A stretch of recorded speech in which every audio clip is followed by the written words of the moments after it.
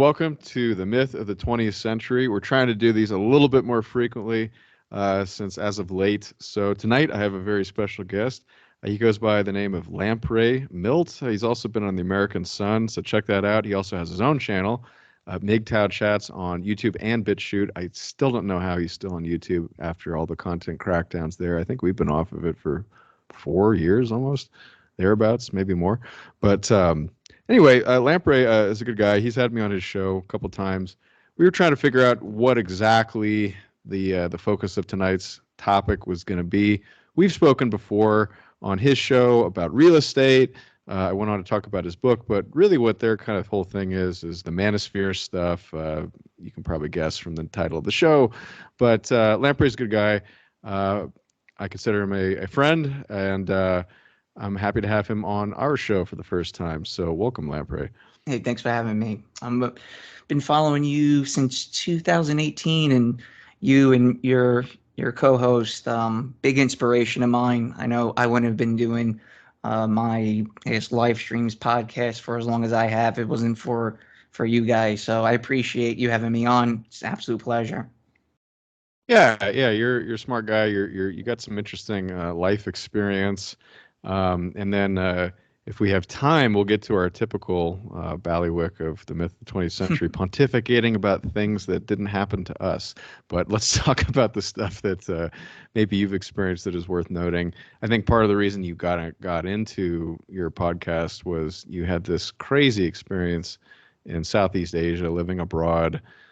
From, I don't know, like various like PUAs and other podcasters were trying to figure out who I was and were trying to get in touch with me. And one thing led to another. I did a chat with this MGTOW guy, and from there I met this individual known as I Am Serious, who is my co-host, and we hit it off.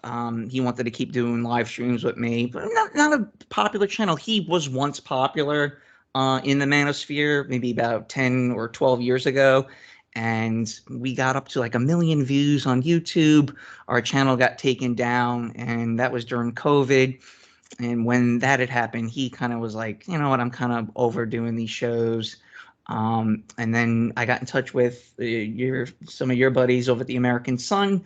I started writing for the American Sun. People seem to have liked my writing about various topics: real estate, women, energy. I think my last article was on Syria, and that was pretty cool.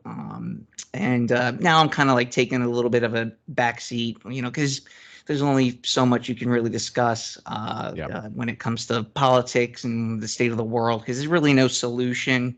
It's kind of like what's the point of really talking about, feral basketball Americans beating up on some soy boy? Like, it's been there, done that. It's negative. It's very I guess nihilistic, and it's just not good to be stuck in these echo chambers. But my show, MGTOW Chats, it isn't necessarily always about hypergamy and red pilling and black pill. I kind of steered the direction of the live streams of having really cool guests on, such as yourself, Donald Jeffries, E. Michael Jones has been on, Tom Kwasinski, who's another great author. He's a brilliant speaker, that guy. I mean, I think he's almost to the point of style being over substance, but there's a lot of substance too. But he's like so good at it. Like it's like he doesn't ever takes a break, and so it's kind of hard to he's a bit of a spurg, but he's high. It's no like, what's the table of contents here, brother? Like, let's break it down. But he can just speak at length without interruption. It's pretty amazing. He actually was running for office at one point, I think, which was unreal given how much optimism we all had in the political system back in the day. And I guess I'd put myself closer to that camp than I am now, obviously. But he's had some interesting experience as well. Hey, you're breaking up just a little bit. Oh, I'll just cut that out. Do you hear me now? Hello? Uh-oh. Hello? Lamprey? Yeah, you're cutting out a little bit. Huh. Let me... Did I lose you? I don't know. I'm hearing you. Let me hang up and call back. Yeah, yeah. I can hear you. Now I can Let me. hear you. All right. Well, let's see. I'll just cut that part out. Let's see if it stabilizes. I see what you mean by Zoom being better. Is it coming okay? Yeah, yeah. Now I hear you good. So yeah, you were Good. Well, discussing a little bit about Tom. Yeah, Tom's a great mind. He's been on the show. I'm trying to think some other cool guests I've had on. I've done a lot of work with Sandman, who's a very right. popular MGTOW content provider. What's Probably he up one. to these days? Has he gotten like the clear pill, or like what's the next phase after the red pill? Because I don't know how many red pills you can consume before you I don't know, you turn into a cherry. I mean, there's got to be. How long has he been doing it? I remember him like being on or on YouTube around the same time as Stefan Molyneux when he was big, and that's like coming up on 10 years almost. So is he Yeah, still kind of he the same format and like just doing the same thing? Got the still the same. video, like the pictures with like still pictures. Like, Yeah, I he's haven't still seen his doing stuff the same in years. thing. I haven't spoken to him in a few months. When he comes on my show, we talk about other topics other than, again, red pilling the normies or talking Yeah. about guys not getting married. The last Well, show he's he a did was, smart guy. I mean, he doesn't he have like a bunch of businesses and like he makes a fair amount of money, and so obviously he's branched, into like just personal improvement and success, which I think is the right step to take. But tell me if I'm wrong about that. no, you've definitely hit the nail on the head. I did Yeah. some work with him on his Subscribe Star about a year and a half ago. He works really hard Mm. when it comes to pumping out content. So, like when Yeah. he does like a 10-15 minute video, it's actually more like an hour and a half of prepping. So Oh, at least. Yeah. he was trying to coach me through it, like, retake, retake, retake. I'm like, dude, I can't do this, man. It was like, as much as I love, being a part of your platform and uh, being behind a paywall with you. It's like Mhm. this is consuming way too much of my time, and I don't do it for the money, man. I just love gaining knowledge, reading books, having interesting guests on, such as yourself. Just trying to think of some other guests. Turd Flinging Monkey's You, been on like at least a half a dozen times in my show. just can't get over that name. But It's a bit of a yeah, joke. no, I remember that guy from the same like YouTube era when Molyneux and et al. Were around. Kind of put them in the same kind of rough categories of the red pill, I guess, when it, back in the day, whatever they called it back then. But I do remember you had on a whether he was Russian by birth or just like an expert of like the Russian history. You had a guy come on, and I think it may have actually been focused on Syria, but I think he was intimating that he was going to talk about Syria because as obviously you also have an interest in that. But you were talking about the Ukraine Russia thing, I think, and that guy was very very very on point, and he knew what he was talking about because he could read Russian, and that I don't know if you recall who I'm talking about, but I recall a very good discussion on that topic. That happened to be an individual known as Incel Maddox, if you can believe it or not. Oh, these names. What are we gonna do with this? How do you get a date if you call yourself an incel? I mean, I don't understand the logic of that. But he's a very bright guy. I mean, not disputing that. It's funny to me. Well, I use the word MGTOW as it's more of like, how do I put it? It's So a for anybody who doesn't know what that means, it means men going their own way. It's this like goofy internet acronym, but that's what it is. yeah, it's kind of like the Boy Scouts just without all the girls in it. That's what MGTOW is to me. You mean the new Boy Scouts? Yeah, that's what MGTOW. That's what it means to me. I'm not necessarily MGTOW. I don't really fall. Me personally, I don't fall into any of those type of categories. It's Oh, just a you generally have safe you have acronym. relationships with women, and you've talked about them on your show, Yeah, more hundred than once. percent, So man. Look, it's got a good. I mean, the general like people that consume MGTOW content tend to be fairly optimistic, upbeat. really, I kind of like the I would community have as said a the whole. opposite. That's interesting. What being optimistic? Yeah, I mean, I just generally like, at least if you read the comments and listen to people call into like shows like Molyneux, like yourself. I mean, well, you were doing it maybe just for fun, but some Yeah. of these guys, like they had these horror stories, and it just generally seems, well, the joke I heard a couple years ago about the manosphere, quote unquote, it had turned into the monosphere because everybody was moaning about, Yeah. how crummy things were. So I took sort of the opposite observation that most people are kind of downward looking, pessimistic as opposed to optimistic. Um, yeah, you know what it is? It's kind of like I want to say it's more like a subculture, like it's an internet punk scene. That would be my best way to describe it. They're Yeah, definitely without all the hot chicks. at least I'm speaking on behalf of my listeners. My listeners seem to be really cool. They have a good sense of Yeah, yeah, humor. They understand the world as they're a pretty whole. good. You have good Yeah. guests, and I don't know about your listeners, but the guests are good. Yeah, Yeah, so you've seen some of the guests I've had on, and again, it's not necessarily like obviously the meat of the bulk of my body of work, if you want to call it that, has been the dichotomy between men and women. But we've done shows on California, we've done shows on Vietnam, we've done shows on the yeah, economy, my hmm GDP. yeah, We've had a lot of conversations on real estate. That seems to be more or less what outside of discussing female and male relationships in the United States, the other topic of conversation that I happen to know quite a bit about is real estate. yeah, What's going on with the internet, current events. yeah, Obviously, what we just said, war in Ukraine. So I try to branch out to various topics and not try to get pigeonholed yeah. into being just your typical manosphere content creator. And like I said, it's been fun. But look, I mean, look, it's 2023. I know you're not necessarily putting out nearly as much content as you used to, and look, it gets boring after a while. You have to live your Yeah. life, man. Like this is not something you're gonna be on your deathbed thinking about. Like, oh yeah, I really red pilled the normies when I was talking about fucking trannies or some shit. Like it's just it Well, gets stupid after a while.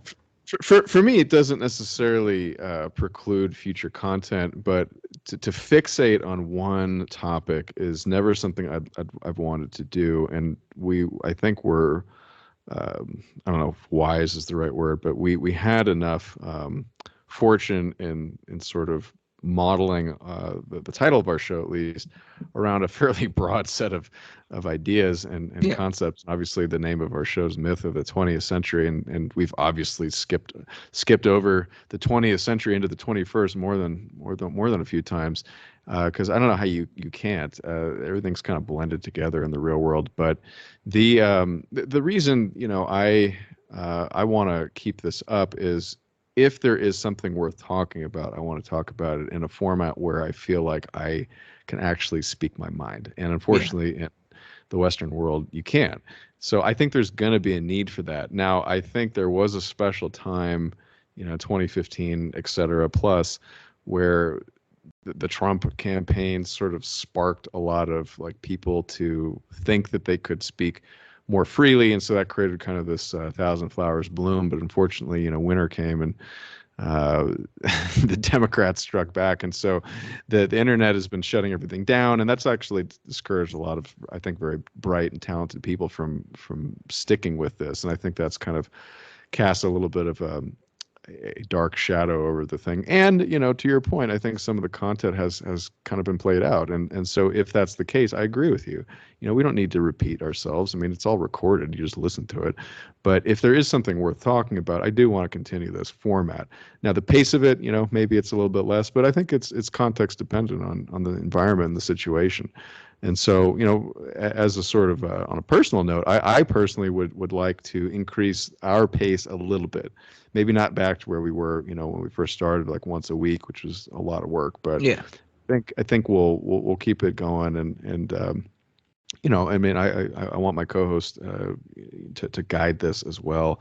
But they've been busy, and so I'm just trying to get as many friends of the show to collaborate with as much as possible, and keep it going if possible, because I think there is still people that get value out of it, and I think that to me that's also of value. But anyway, enough about our shows and Well, navel it's like gazing. pulling. It's a little bit like pulling teeth to get someone on board for a specific topic. My Yeah, co-host, he was all on board to, at least for the first 2 years. Was really psyched about reading books about a specific topic, reading articles, sending messages back and forth like, oh, check this out. What do you think of this? And, obviously just brainstorming some ideas. And I think COVID just really just sucked the fucking air out of the room for so much of this stuff. And then shortly thereafter, I guess from people being home, kind of like stuck home and, probably laid off, working from home, having a lot of free time, like getting lost in their own minds on various subjects and getting lost down deep rabbit holes. There was just all this explosion of just really just banal, yeah. banal podcasters and dry bloggers that are like, yeah, I know that already. Yes, where were you, 15, 20 years ago? I know that already. Yes, do you have Okay. anything new to bring to the table? And that's This one reason why I reminds always me. found your podcast to be quite fascinating, because some of your uploads were fantastic. Some of the guests you've had on, really just blew my mind away. The James LaFon, really cool guest that you've had on, and like you said, I think I've scaled it back to about maybe like once a month now. And again, like I've said all I could. Now I have to, I guess, adjust fire, start reading other topics, reading other books, and things that I find fascinating. For me, I really want to dive more into, military history, and Mhm. I'm just like, probably mostly just military history, because I find that to be the most fascinating. But yeah, I mean, that's basically my show from a bird's eye view. You guys can definitely check out the American Sun. I haven't written since last September, but probably going into 2024, I'll be pumping out new content. Obviously, the meat of our conversation is we'll be discussing a little bit about the whole situation with male and female issues, if you want to say it in such a way. I don't think you've necessarily discussed too much about that on the Myth of the 20th Century, so I'm happy to share whatever knowledge I have, and hopefully, um, you know, say something that some of your listeners have never really thought about. Yeah, I thought it'd be worthwhile because you're right. We haven't really brought it up too much. We're sort of up in the clouds thinking about military history and whatnot, which I think is fascinating as well. But let's be honest, it's not exactly something most of us can have any influence on. And Right. so I have a practical personality for at least some things, and I've been a little bit more keen on doing things that are a little bit more hands-on. I think this is actually one of those topics. And then if that's all you've been doing, you probably want to do other stuff. But let's talk about it. And what you said before reminded me because the last show we did. And as this is being recorded, it hasn't aired yet, so apologize if that's confusing. I think it'll be out though by the time this comes out. But we were talking to a gentleman who actually is from the military, and he focuses on military history, so you might actually like listening to him, General Lance. But he and I were chatting about Andrew Tate at the end of our show. Just it came up, and I remember you guys, and I mentioned you guys on the show because you had brought it up, I think last year. I think it was I Am Serious who was sort of Hmm. introducing it to your audience. Now, you may have already known about him, but I knew about actually Tate a couple years ago from Richard Cooper. I haven't listened to him in a long time, but he used to do a lot of stuff on sort of the manosphere, but he got sick of that shit too, because he literally would call it the monosphere. He got tired of people complaining all the time, and so his whole thing was he called it do the work. The reason nobody wants to go out with you is because you're not a dateable guy. Hmm. So here are the things you need to do to become that guy if you want those things. And I agree with that. But anyway, yeah, before Tate got famous, really, like he was just doing these like little podcasts, and I just kind of randomly heard about him. But then he got big, and part of it was he was very good at marketing. And then recently he got arrested. And I think he's fascinating because he sort of speaks very clearly. But the reason you reminded me of him is, and this was a point that I think you guys were all making, he doesn't really say anything that hasn't been said Right. by either the manosphere, the dissident sphere, the alt-right even. A lot of these guys have been talking about this stuff, but they never really got big like he did. And to me, I don't care. Good, you know.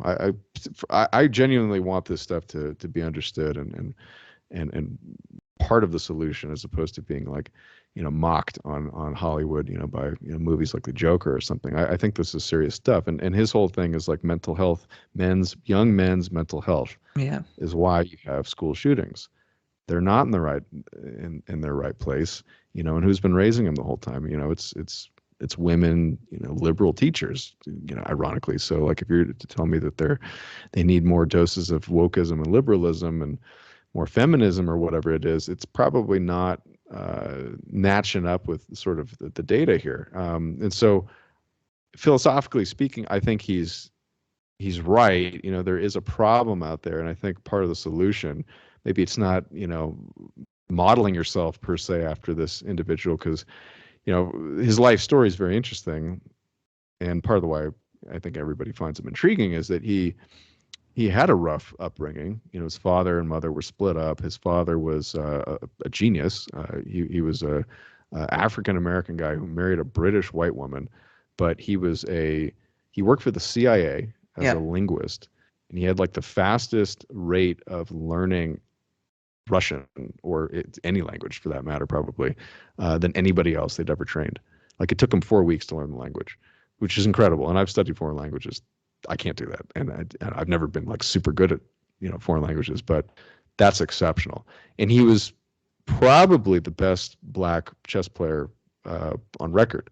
And his two sons are very bright. And Andrew, in particular, he became a kickboxer.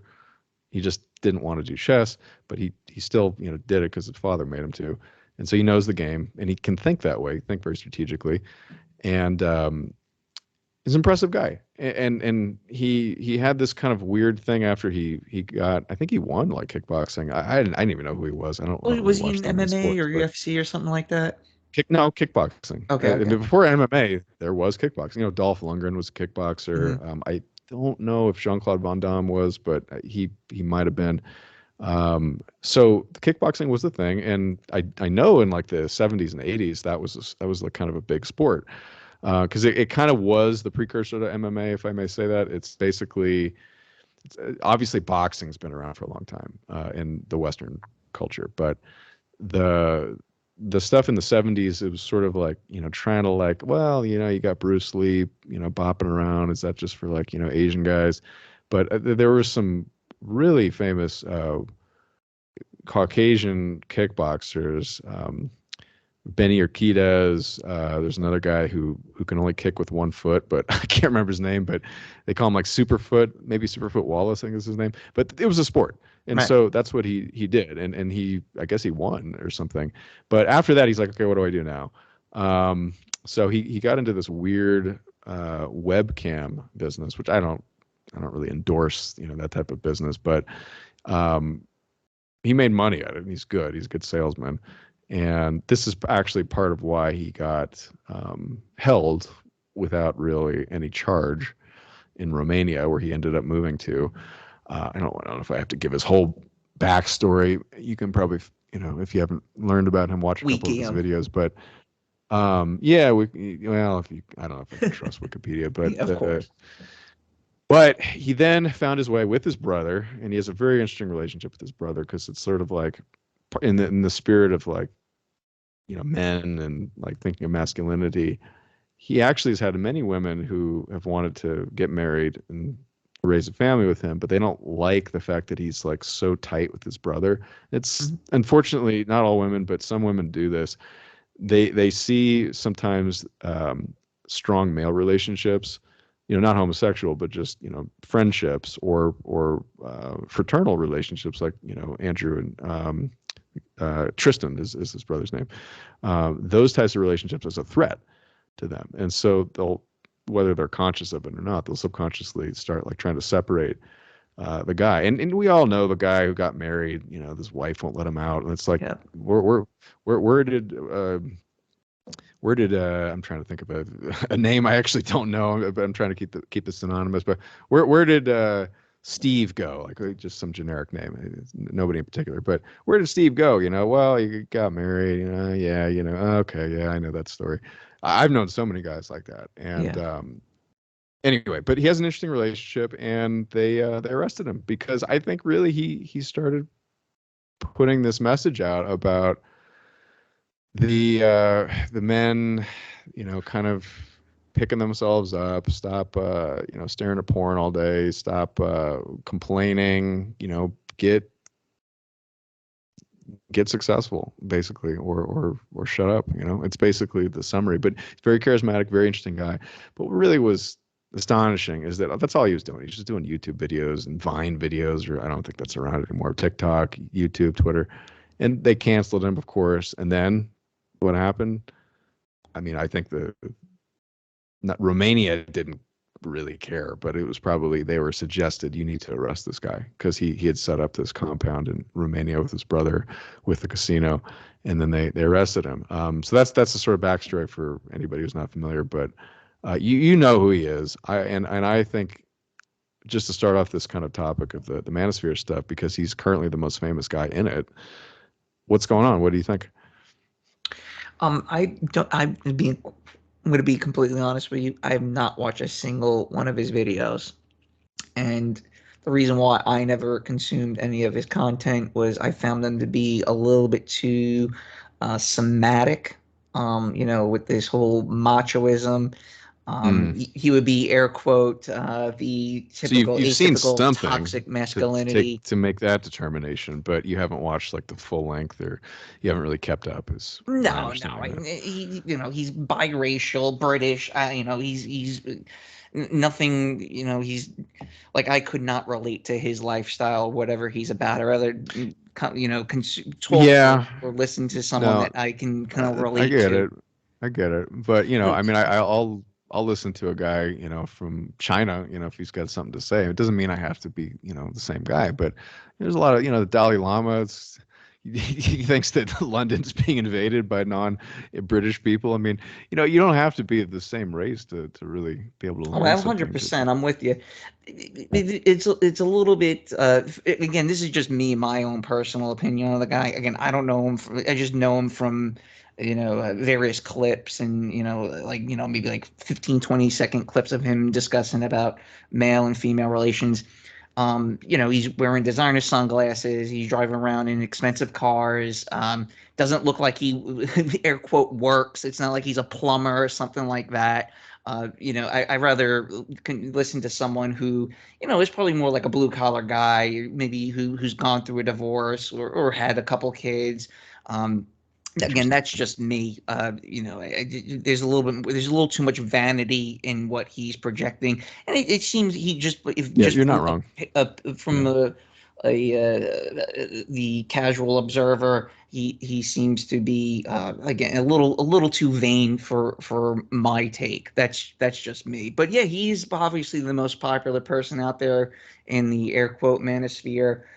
It's interesting you did mention about his father being again working for the CIA. I think Hmm. there may be something there, the why he Maybe. became so That's interesting. I popular. hadn't actually thought of that, and I probably should have. But yeah, it's a good point. I Right. didn't So thought of that. Yeah. how did he become elevated to this status? I think he appeared on It, Joe Rogan, if I and stand he corrected. did he really? I didn't. I mean, I actually see him on other places, but the yeah. Go ahead. Go ahead. Yeah. I think there's a video of him, I think, punching a woman in the face. Again, like that's not like, you know, it's really not a Okay. good representation of Yeah.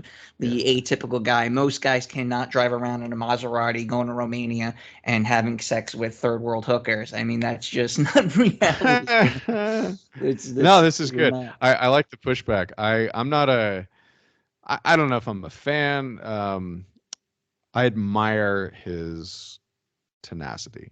I will give him a lot of credit for that, because I think a lot of people would have buckled under this amount of pressure. So I think it's very masculine what he's trying to do. But I completely agree. He's very vain. Um, he is probably smart enough to recognize that, and I think he's actually toned it down a little bit. But he's a Well, I little think bit he found hard the to God pill now, from what I understand. right. And I was going to say that too. Like I have a little bit of a hard time completely trusting him.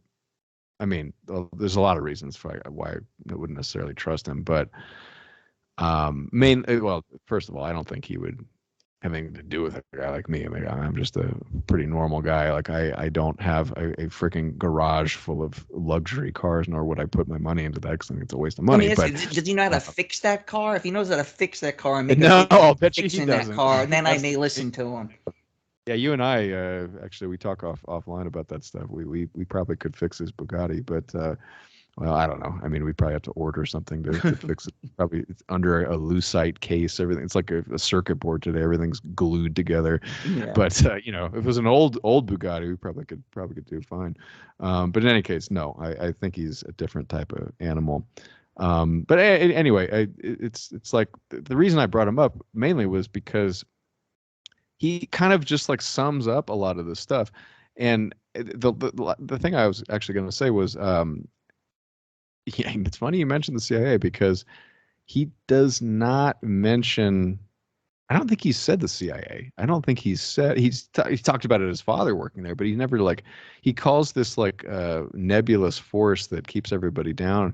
Apparently, the Matrix, and we talk about stuff like that all the time, Right. but we try to be a little bit more specific. And I don't personally, Nick is obviously a little different in that way, but I don't personally like to just pin it on, the JOOs as you say on your show. But I think they're a factor, and I don't think Tate's ever mentioned it ever. And I think he's smart enough to probably have Yeah. at least heard that theory. But I think he's also a businessman, and I think he wants to keep his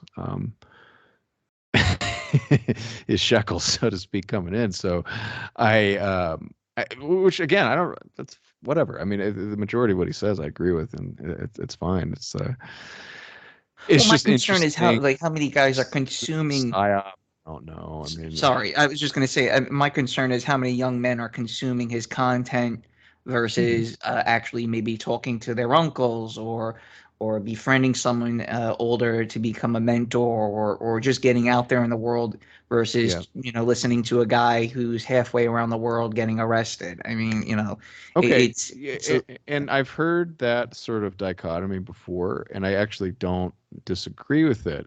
But I will ask you the question. If he didn't exist, do you think those kids would be talking to their uncle?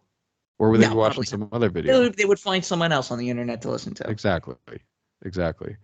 And we're not any different. I mean, I have family members, and I get along with most of them, but it's not like that I have problems with any of them. It's just I don't always have the same interest in them. And it's a question of like, do you look up to them? Do you find inspiration from them? Can they help you? And if they can, absolutely. Like that's better than anything. I mean, blood is stronger than water, but if you've got somebody who's an alcoholic in your family and you just can't get off the couch, I mean, like you're not going to learn much from them. But Right? but the question is, and I'll punt it back to you, is that a good role model to base your persona off of? And obviously, It listen, depends. yeah, Depends. But go ahead. like obviously your environment, your family is the bulk of how you base your personality on. But Yeah. for me, like a lot of my role models when I was a teenager, they were all well put together, sharp, classy individuals. For me, a lot of them were I want to say perfectionist, but I always viewed a lot of like my personal role models as a teenager as someone who worked really hard, a little bit of perfectionist, very serious, diligent, studied really hard, and generally serious individuals. I always admired individuals like that because I'm not necessarily a polished person, and a lot of the people that I always tried to emulate were polished in their work, in their due diligence, so on and so forth. So, a guy like Andrew Tate driving around in a Bugatti it's like, dude, like, come give me a fucking break, man.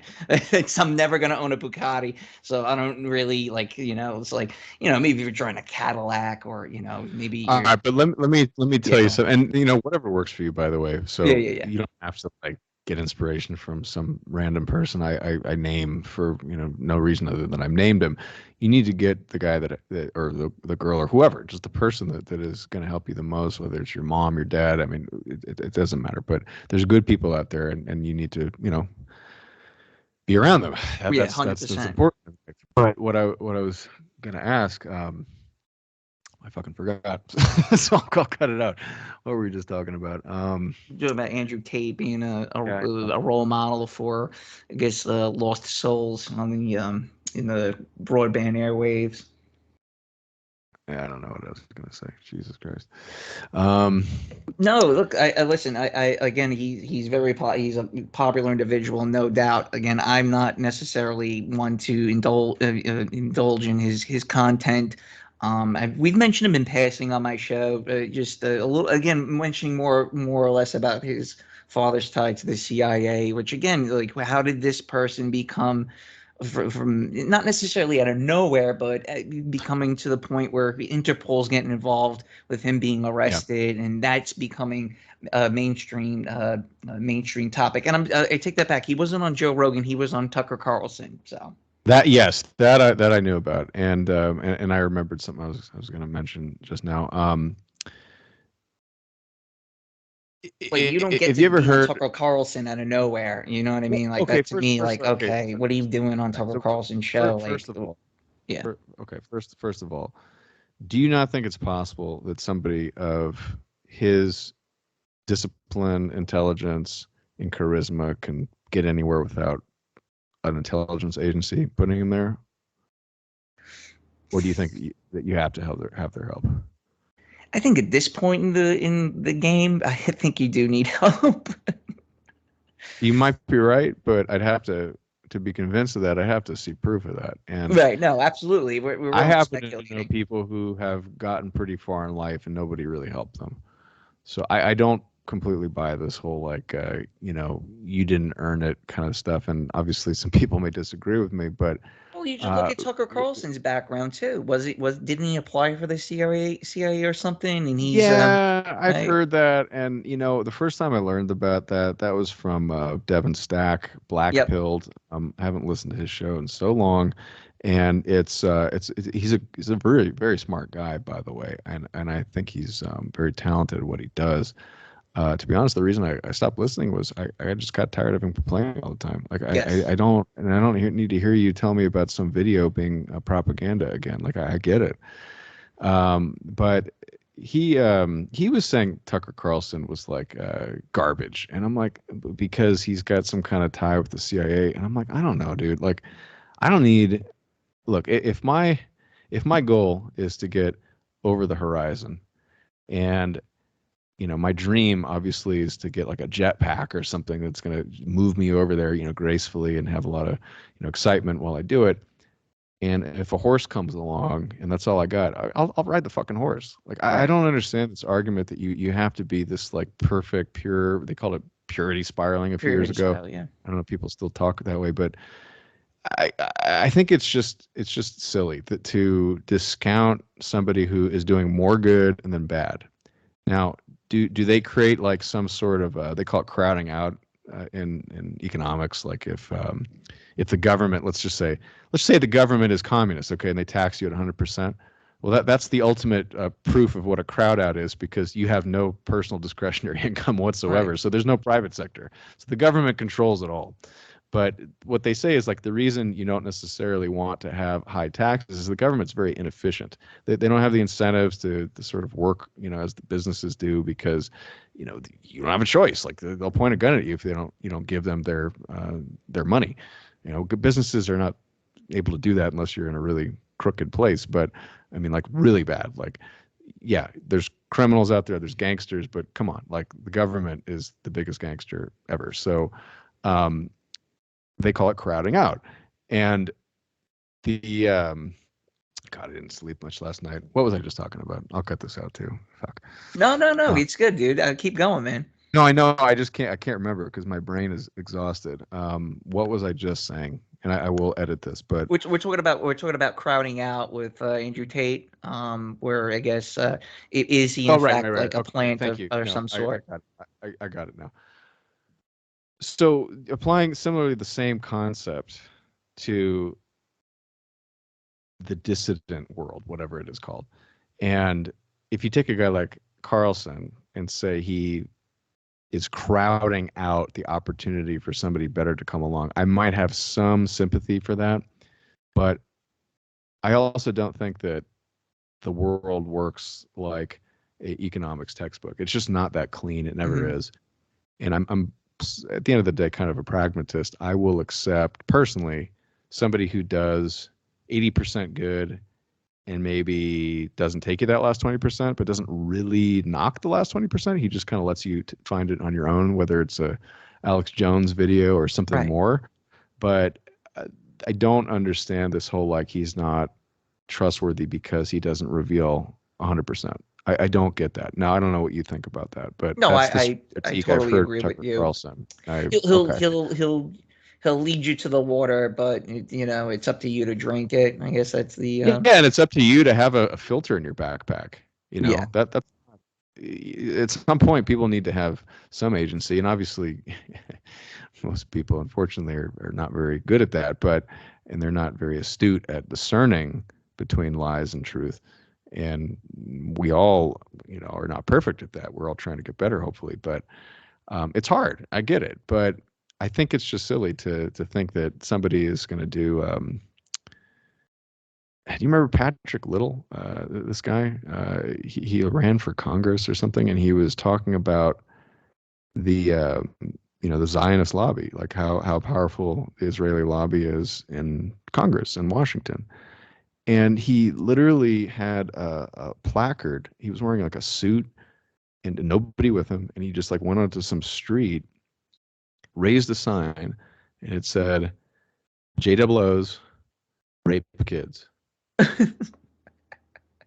Oh, you're And gonna be I'm winning over the masses with that one. you're not winning it. I mean, you remind me, of the guy that when I was working one of my early jobs, walking down the street, and the guy, would like stand on a bucket, upside down a bucket, and start yelling about, the coming apocalypse and Jesus and all this stuff. Right. It's like, look, people are just like, whoa, dude, like, it's crazy. Like, don't not crazy that he's wrong necessarily, but his delivery is so obtuse.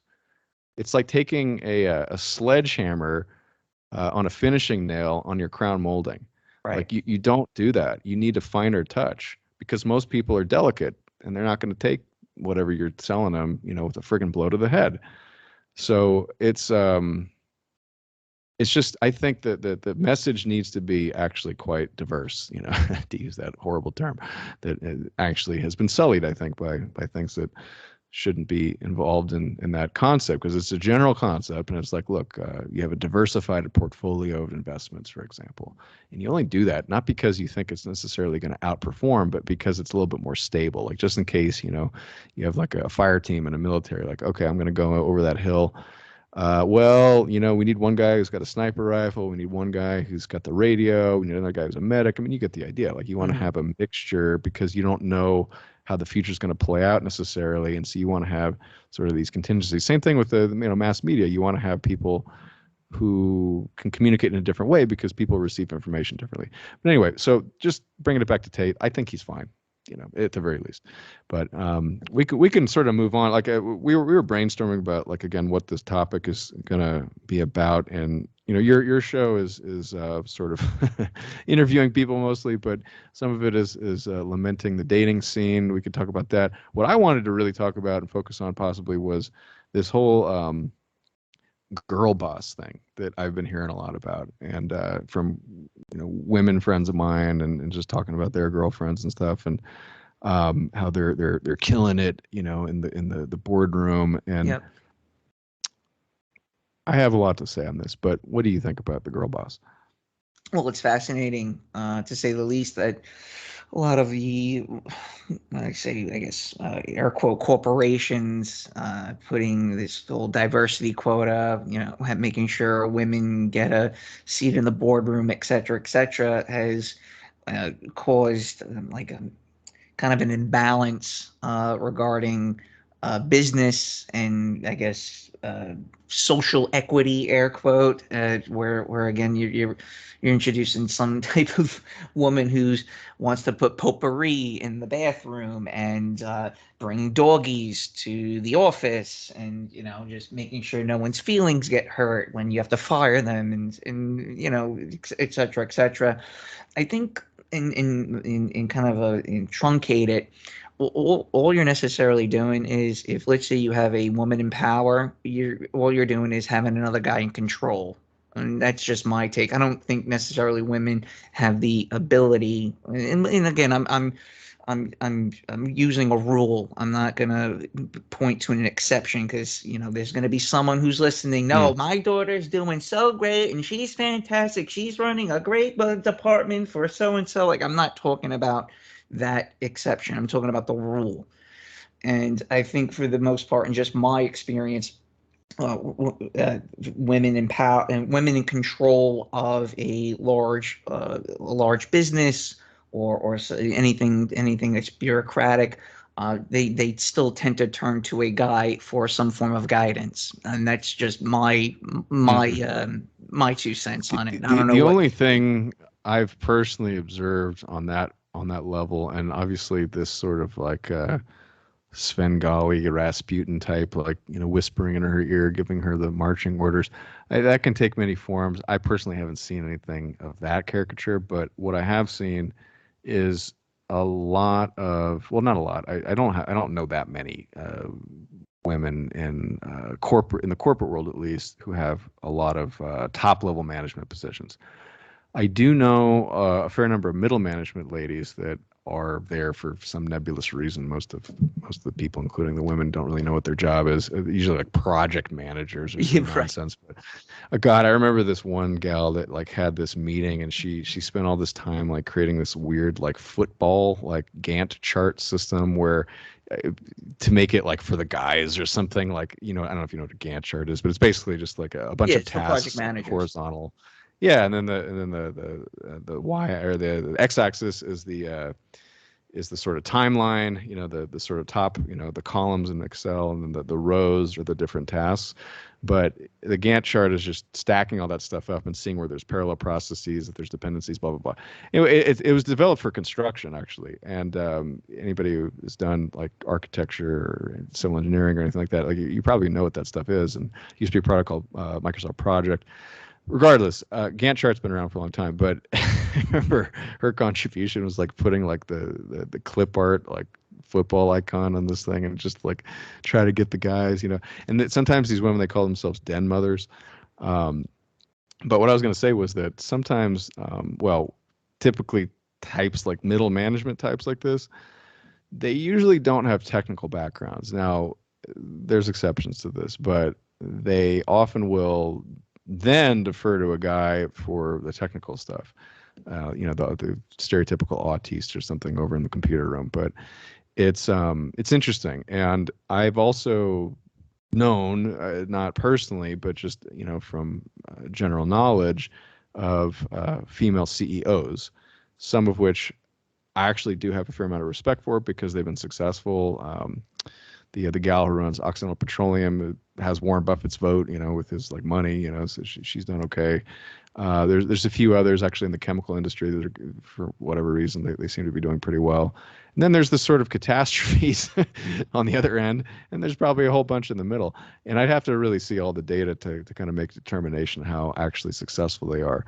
But anecdotally speaking, it's kind of all over the board. And there's some famous blow-ups, obviously Theranos, Elizabeth Holmes. You have Who's the not Hewlett necessarily a blow Packard up, one that but ran for president in good example. 2016? Good example. Carly Fiorina. That's a Thank great you. example. Yeah, she kind of made a mess of that place, and her campaign wasn't very successful either.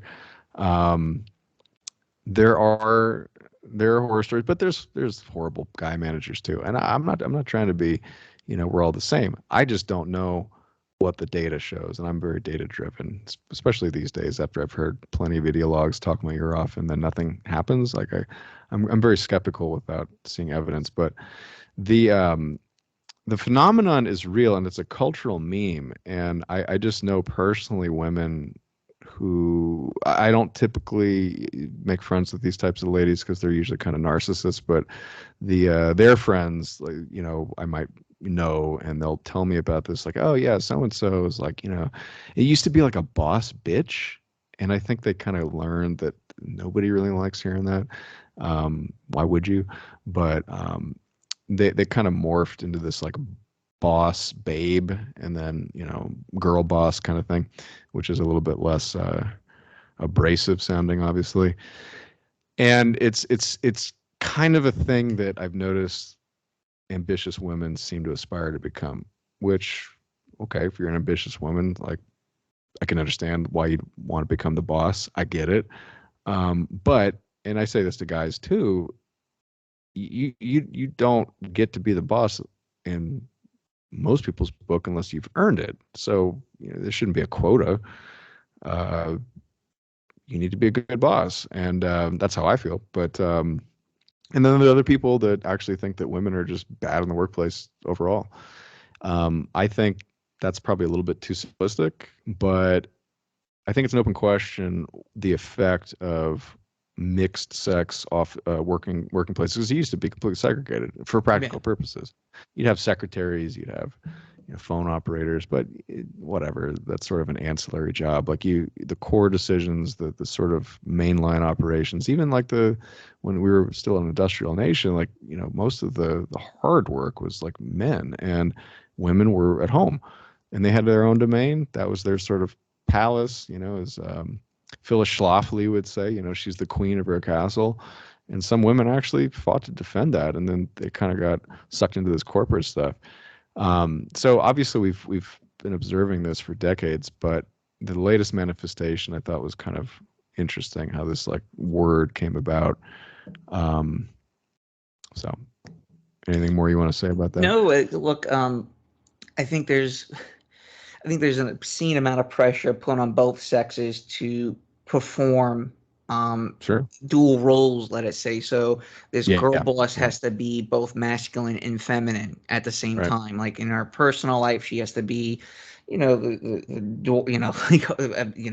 being a mother, taking care of her relatives, whatever, just typical TradCon talking points that they're still instilled in them, whether we want to agree or disagree on that. And at the same time, they have to be, somewhat of a psychopath in a boardroom and fire people and take on these typical masculine roles. And on the other end of the pendulum, guys have to be more sensitive.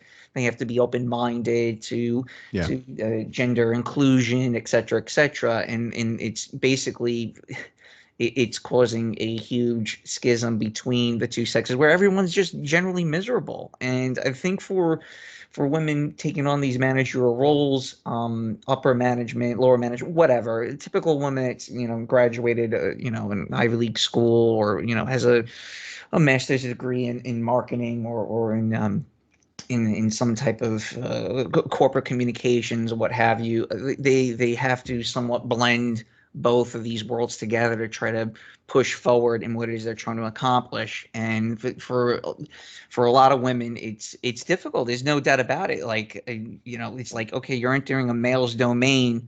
Well, how are you going to play? Are you going to come off as being abrasive and start barking orders and trying to gain respect? Well, all you're going to do is push these guys further and further away.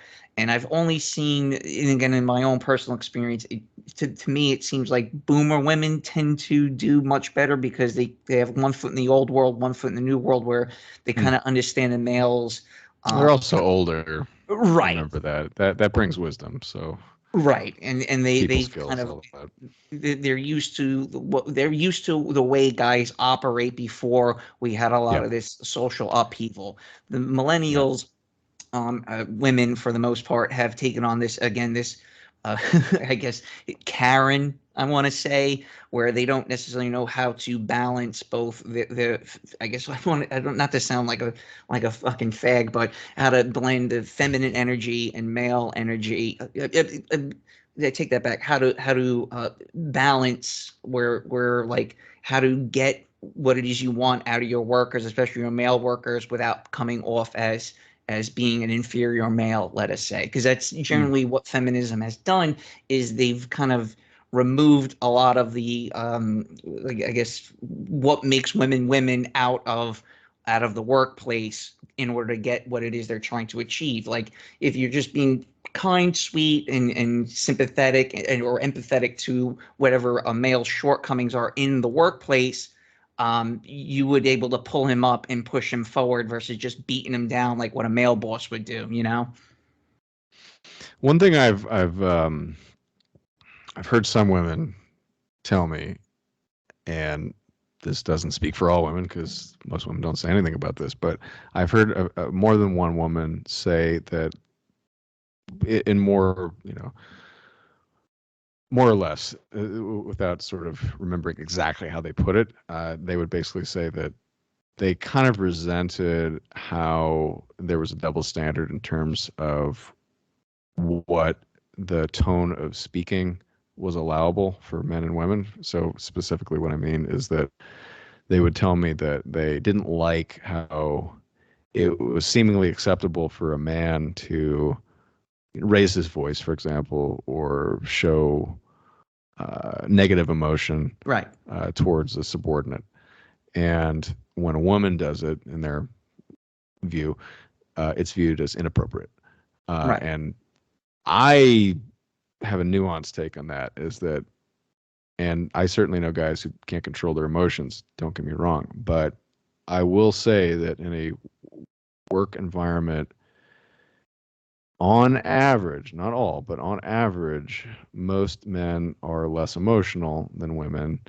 And the tendency for the emotionality on the female side can be quite annoying to the very least, because you can't actually solve a problem at a certain point when a woman is really upset. The famous saying, like, hell hath no fury, like a woman scorned. You can't reason at that point. And so they turn into this, it's basically turns into a tantrum. And I've known a few women like this, and it's you can't do anything. You basically just have to go mute and let them wail on you, and then just come back when they're cooled off. Because if you escalate with that, and I know guys like this too, don't get me wrong, but again, on average, it's very difficult to reason with an upset woman. And part of it is men and women communicate differently. And so men are more used to being blunt with each other, not worrying, not being as sensitive to the other guy's feelings. It's like, like, don't be a baby, or don't be a pussy, literally. And so we're sort of, not all, but on average, I think we have a thicker skin, and we communicate a little bit more bluntly, whether it's just biologically or because we're used to that, than the women. And the women, they'll be upset by that type of speaking, and then they might get defensive and then react. It's a giant mess. And, like, the women are like saying, like, well, it's the men's fault, and the men might say it's the women's fault. I'm not even pointing fingers. I'm just observing that it didn't seem this complicated when it was segregated. So, well, you can't. Let's take military roles for example. And military is an even more obvious point where I think women are inappropriate, at least in combat. Well, in general, of course, at the very least. You I don't can't mind be if they're emotional. I think it can work in the behind the scene, behind the lines and stuff. I think that's fine. I'd rather have a woman nurse, to be honest. But 100%. There's no doubt about it. I mean, me and you discussed Storm of Steel, and he was talking a little bit about the female orderlies and how important their roles were in taking care of a lot of the wounded soldiers. And no doubt, like, do you want to have a female nurse or a male nurse taking care of you on your deathbed? It makes a world of difference. A good nurse has a lot of empathy, and not all women are very empathetic, frankly, but the ones that are, I think, have that mothering instinct, and that's the type of person you want taking care of you. I mean, come on, it's not even debatable, really, if you're being a reasonable person. Well, the question is, do I want to take orders from a female admiral? I can tell you right now, just to give a little bit of military history, I'm like, fuck no, I'm not taking orders. Are you crazy? Yeah, I know, and it's like, I think the other insidious part of this, and this isn't even like a stab at women in particular, it's just sort of like an observation of the overall, I think, nature of how the Thulu swims left or whatever the meme is, how this like Leviathan force of more liberalism everywhere just kind of continues to grow because it appeals to the disaffected. That's what it is. It's Right. like that's what the left is. It's like, okay, you're not accepted in the system. You're not getting results you want. You know, they're not going to phrase it that way, but to me, that's the sort of unpacking and literal translation of what's going on. The politics of envy, people call it communism, for example. But what it is you're disaffected. You don't have the power. You want the power, but you're being held down. It's not your fault. Sounds like the alt-right, frankly, and that's why I have some issues with moaning about this stuff ad nauseum. But the sort of promise of the left is, oh, but we're going to fix it for you with government or something, and it's sort of nebulous underwear gnomes logic, but it's the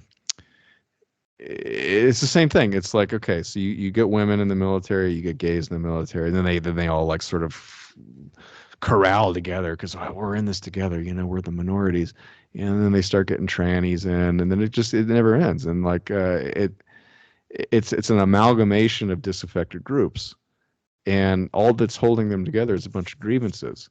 It's not a cohesion based on honor, strength, Right. loyalty, even. These are historical militaristic virtues. It's based on a bunch of complaining and whining. Well, I got news for you, gal, girl, man, woman, whatever you are now. They, them. Yeah, pronouns, asterisk, fill in the blank, floating point variable. The enemy doesn't care.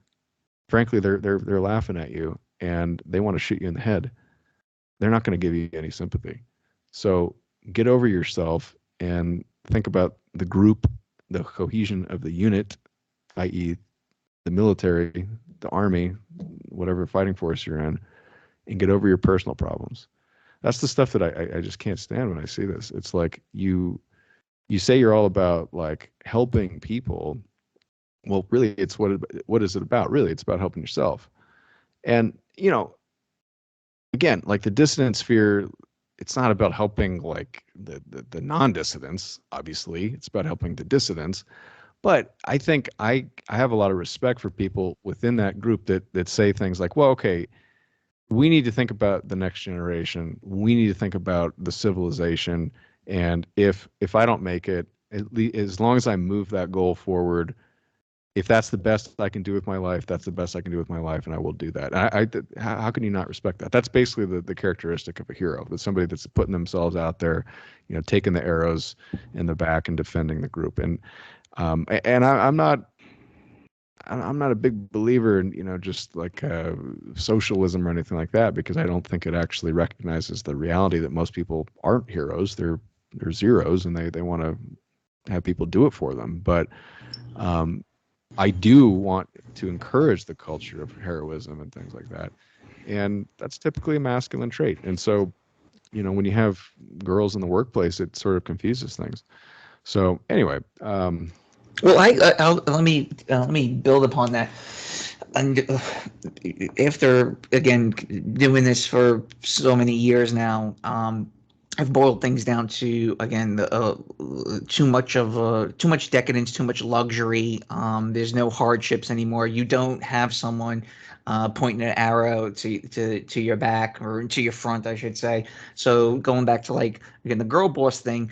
Well, because there's so much money sloshing around with low interest loans, and again not lately, but yeah, yeah. 2 years ago. Right. Well, yeah, right. But again, if there's all these shell corporations, and again, like there's no not necessarily that many layoffs in certain sectors of the economy. Well, yeah, that's why you have doggy daycare on the ground level, right? And that's why you have these videos of 20-something-year-old working for Google, where there's a 24-hour chef, and they're flying around the world and living their best lives and not necessarily contributing to the greater good of that business.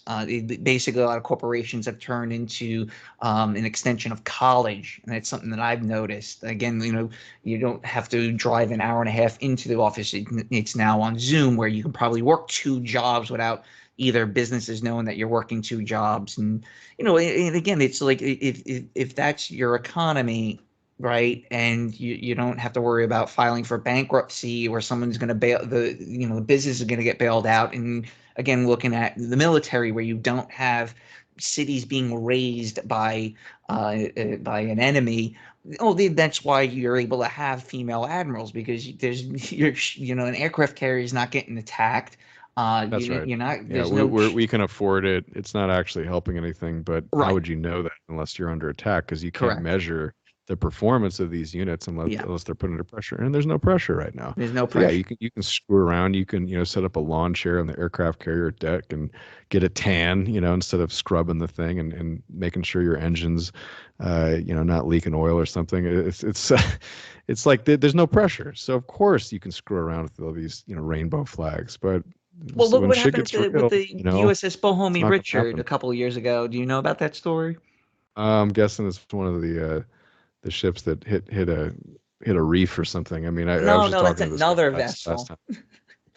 It was That's another some one. disgruntled crew member who failed being a Navy SEAL, fell in love with a woman on the another sailor, fell in love. She left him for another guy, and he torched the boat, and the boat was written off as a total loss. Oh, so a guy torched it, huh? Yep, because So I of guess we of can't a put love that in the triangle. can't put that in the. Well, can we put it in the women shouldn't be there column, or whose fault is Correct. it? Sounds like And it circles back to, again, yeah, well, how did this happen in the first place? You introduced a yeah, female on a vessel full of yeah, horny yeah. 18, 19-year-old men, and this guy Yeah, yeah. obviously Whatever looked happened to disgruntled. the lock up your wives and daughters, the sailors are in town. I mean, like that's how it used to work. They'd they'd externalize that risk on the shore, the landlubbers, right? That you don't bring that onto I mean, I don't know if anybody listening to this has ever been to sea. I try to keep that to a minimum. That place is dangerous. Humans are not meant to be out there. So you introduce toxic elements to a vessel that basically has a speed of, I don't know, 20 miles an hour, and you're in the middle of the ocean. I mean, that's it. Like you ain't going anywhere. And then if you got a problem, you're underwater and you're dead in a matter of, depending on how cold the water is, but you're gonna die How unless about the somebody gets trenches, you out. man? I mean, if it Yeah, can, even that's Navy. How about introducing females into a foxhole pillbox? I mean, what do you of think's going course to happen? that's a disaster. But oh, I mean, the stories from I don't know if you ever looked into Abu Ghraib, the Iraqi weird Yeah, yeah, CIA a little bit, a prison little bit. thing. We did a show about it, and it's pretty dark subject matter, but that's Nick's specialty. But that was one of his episodes. But he um, he did a good job. But I remember watching some of the interviews of the women who were in these like units, and it was just such a mess because they were all hooking up. They were all doing these really inappropriate things, frankly, and some of like the torture was actually like related to like trying to curry favor with like a guy, and they were trying to impress him, and then like they were trying to be obedient. It was so effed up. I'm not saying women caused that, but it just added an additional layer of weird and complexity. And frankly, like what type of parent wants their daughter going through an environment like that? I mean, it's bad enough for a son, but call me old fashioned, but I think most people can just on their gut instincts feel that it is way worse to put your daughter into this horrendous torture chamber where there's like weird like male on male rapes and sexual humiliation acts and just all this crap versus your son. It's not good for either, but it's just I don't like it. And it's I remember actually watching right at the beginning of the Iraq War.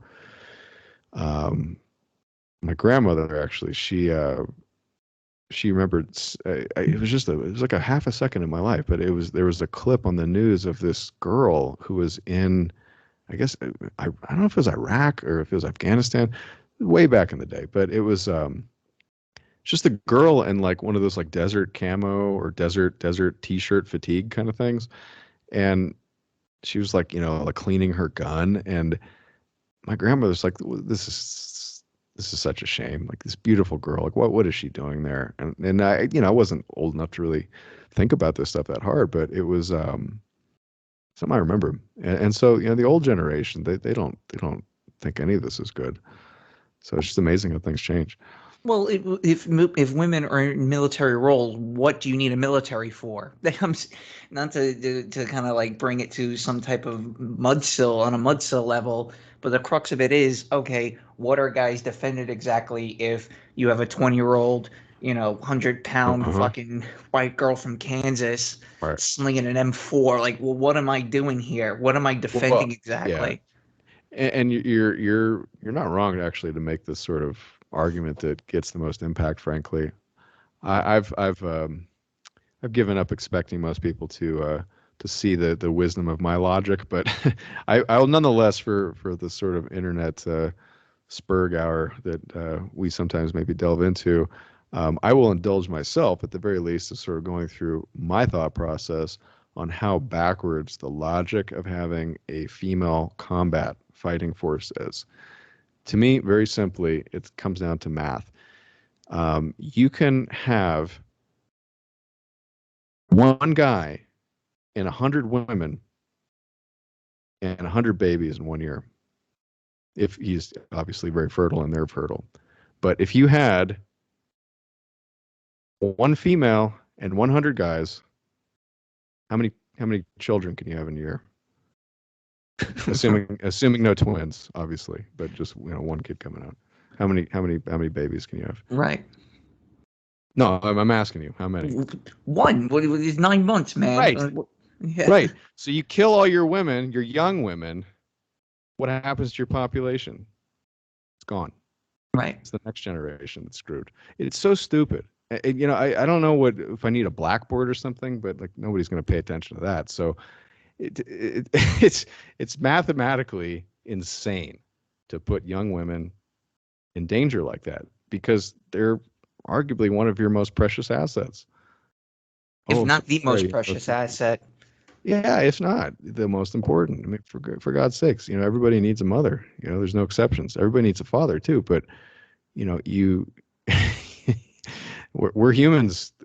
I didn't design it this way. Well, where Males. do you think this stems from?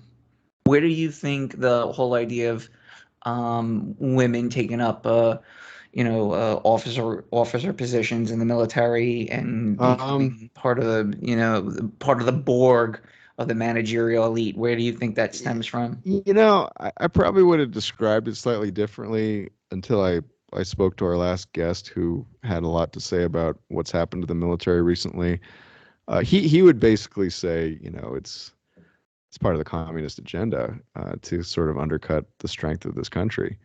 And I would generally agree with that. I think that if that's a clear enough explanation for most people, I'll just go with that. But I mean, if I'm gonna, and Nick thinks he's a psyop, but I think at least the concepts that Yuri Bezmenov talks about, I think is valid. I think it makes a lot of sense that why did we have all these weird protests all of a sudden in the United States after we won the Cold War? Or not, we didn't win the Cold War. We won World War II on paper at least, and America was like the bomb, like the actual like literal opposite of it. Like nothing had been bombed out, so everything was fine. But it was great. What reason would that then parlay into the disaster show that turned into the 60s? Yeah, you could say like Vietnam had a big part of that. I agree with you, but what are Vietnam was fought in Vietnam. It wasn't fought in America. So what the hell are people getting all crazy for? Like it was just all this like protesting and Black Panthers and feminism, just everything that ripped the country apart.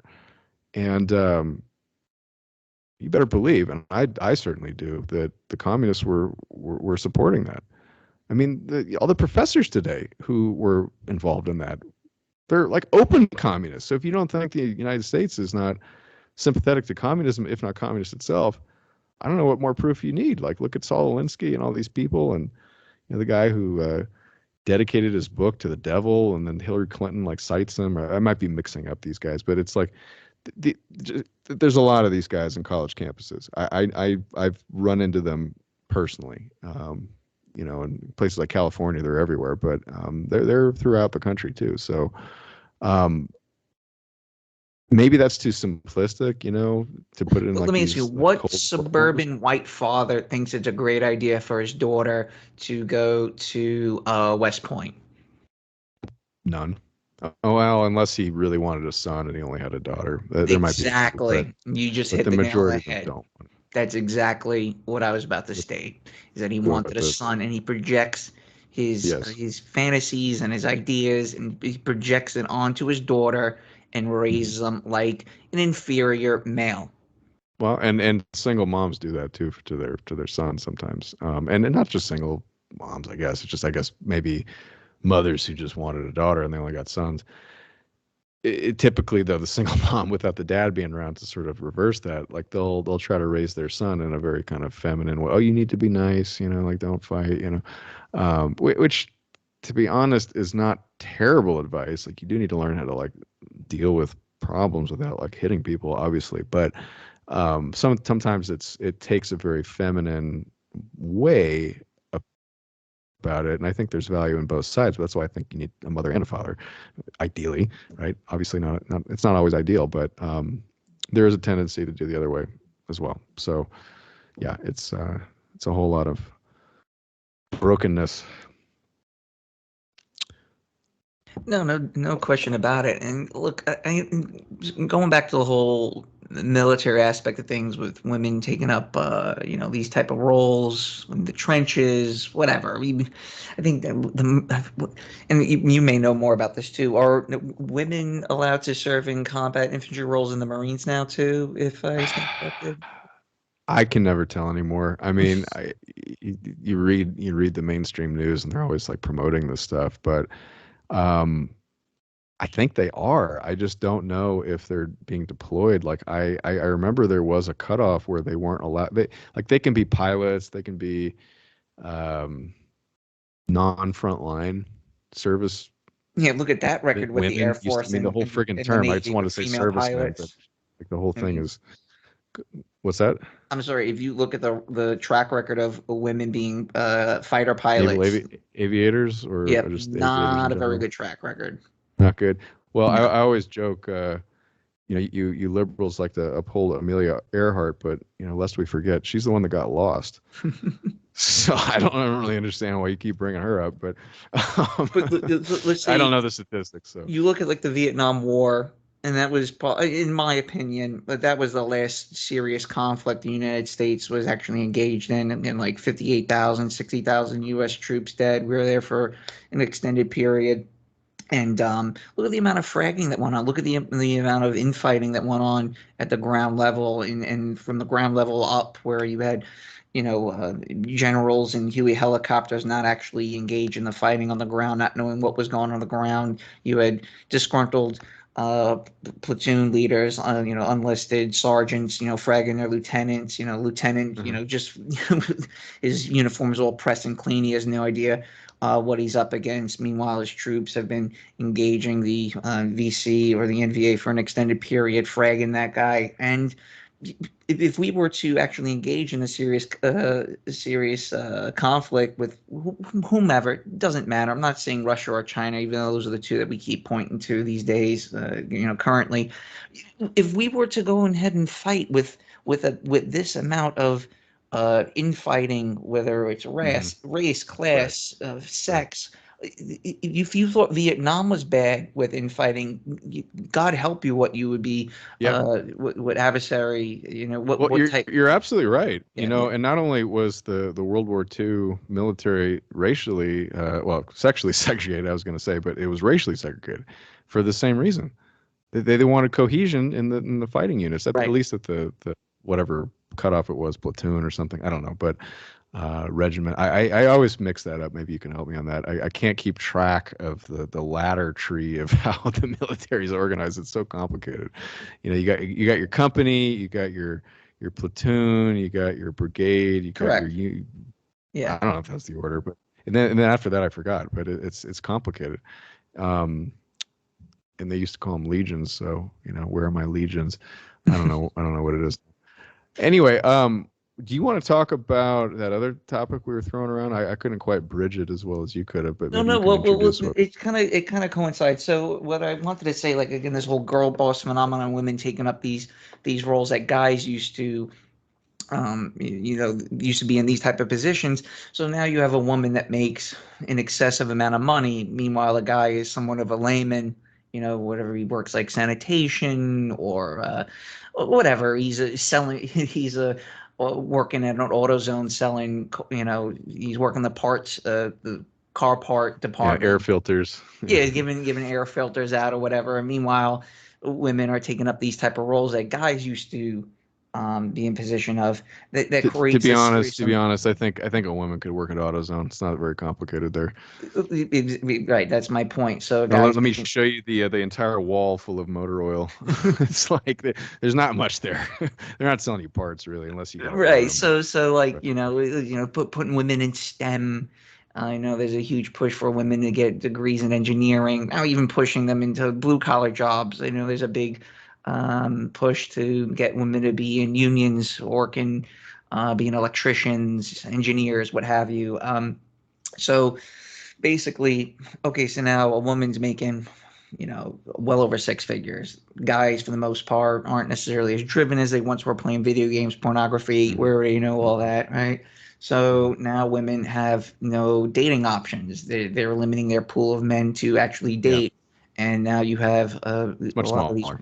right? So now you have all these women now buying up single family homes for their dogs, right? Ugh, So God. now you have, a 3, 4 bedroom house and it's, occupied by a single woman, right? Versus it was used to be a dwelling for an actual family, right? So a guy would make, 100, again, making enough money to support a family, right?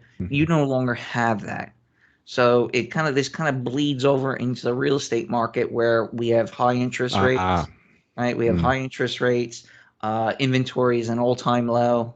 God, I mean, I think the average home in the United States is now over $500,000, and given what we've been taught by the boomer generation that you need to have a jet ski and a Lexus and a 401k, whatever, in-ground swimming pool, we've kind of like housing's turned into multi-generational, multi-family, except with the few exceptions of people in these higher echelons of employment. So first of all, I wanted to just for anybody who's not a homeowner, because unfortunately there's a real hard time right now trying to do that if you're just starting out. But the concept of inventory is basically how many homes are being listed for sale. It's not the existing stock of houses, right? You're just talking about what is What's being put available on to the buy? market. Yeah, and there's a reason for that, right? I mean, it's quite simple actually. The zero interest rate effectively policy of the last 10, 15 years created a massive, arguably second housing bubble that was actually getting crazy during COVID. And because of COVID, they dropped interest rates to really, really, like it might have been record lows. I mean, it was almost zero. And it created a huge buying upswell, like the opposite of what's going on now, and selling too, because the prices were going up and people wanted to cash in. And people were eager to buy because they were able to either like refinance it or get a good rate, and then the interest rates had a huge impact. But when the interest rates have been going up for the past year plus, which they just paused, by the way, and they didn't call it a pause, they called it a skip. If you're into like Fed language or Fed speak parsing, people are interpreting that as they're leaving the potential for raising in July. To be technical, a pause is more like they're going to plateau with no intent to raise later. But I think the only reason they did that is they're trying to set expectations for the market not to anticipate inflation. And so it gets convoluted into how monetary policy works. But in any case, interest rates have gone up a lot, and they're way above where they were in COVID. So the simple explanation, which I've probably made more complicated than necessary, but I like to give some details, is that the houses that people bought during COVID, at least that chunk, a lot of them, there were a lot of purchases. Or if people had not bought it during COVID, they refinanced. They effectively have very low rates not that long ago. People don't want to sell now because if they do, they're going to have to then get a loan, usually, to get another home at a much higher rate. So I forget what they call it, but it's horrible. Like your monthly payment is like double, right? Yes. And that's a crushing amount. And that's the residential market. Keep in mind, the housing prices have not come down. Partly because there's no sellers, but they have nationally, I think, cooled down, dropped maybe about 10%, but that varies where you are. And it's nowhere near offsetting the run-up they saw during COVID and the previous year or two before that. So we're way above trend, I guess you could say. And I don't have the numbers in front of me, so I don't want to necessarily compare it to the valuation levels of the 2008 bubble. I'm going to say that was still worse, but it was getting close to that, I think, at least in terms of the buzz, on the street, just emotionally speaking, it seemed to be getting close. And then it's cooled off a lot.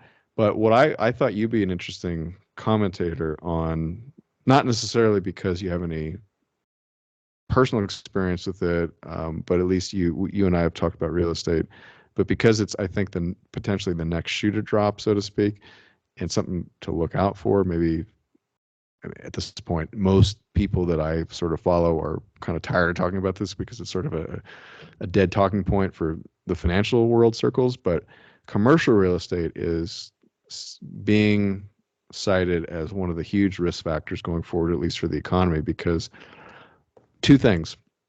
One, the nature of commercial real estate loans are different than the residential home loans that most Americans get. Most American residential home loans are actually, compared to the entire world, we're actually very lucky in many ways because we have an extremely easy incentive and structure to the loan to get a mortgage compared to the rest of the world, because we have a 30-year fixed rate. I don't think that exists almost anywhere else in the world. Which stems from the Great Depression, by the way. Yeah, something like that. And I don't know if it's a Fannie Freddie thing or if it's some other department, but it's unheard of. I mean, you go to Europe and the longest you can get is probably a 10-year. Well, it's even worse for commercial. It's 5-year, and then the other word I said, fixed, it's typically floating. And then you have this, they call it a balloon payment at the end, where you have to have the whole loan paid off at the end of the 5 years. So what's been going on the past year plus? Well, banks have been failing for various reasons. But what's even worse is that a lot of these small banks are the most exposed to commercial loans compared to any other bank. Most of the big banks, they have mostly residential loans, but the smaller banks, they call them the regionals, the KRE, it's one of the indices, stock market indices that tracks it. That thing has been shellacked, and it started to come up recently because people are like, well, maybe it's cooling off and it's fine. But there's sort of a looming threat on the horizon when these payments come due for a lot of these loans, because they're only 5 years.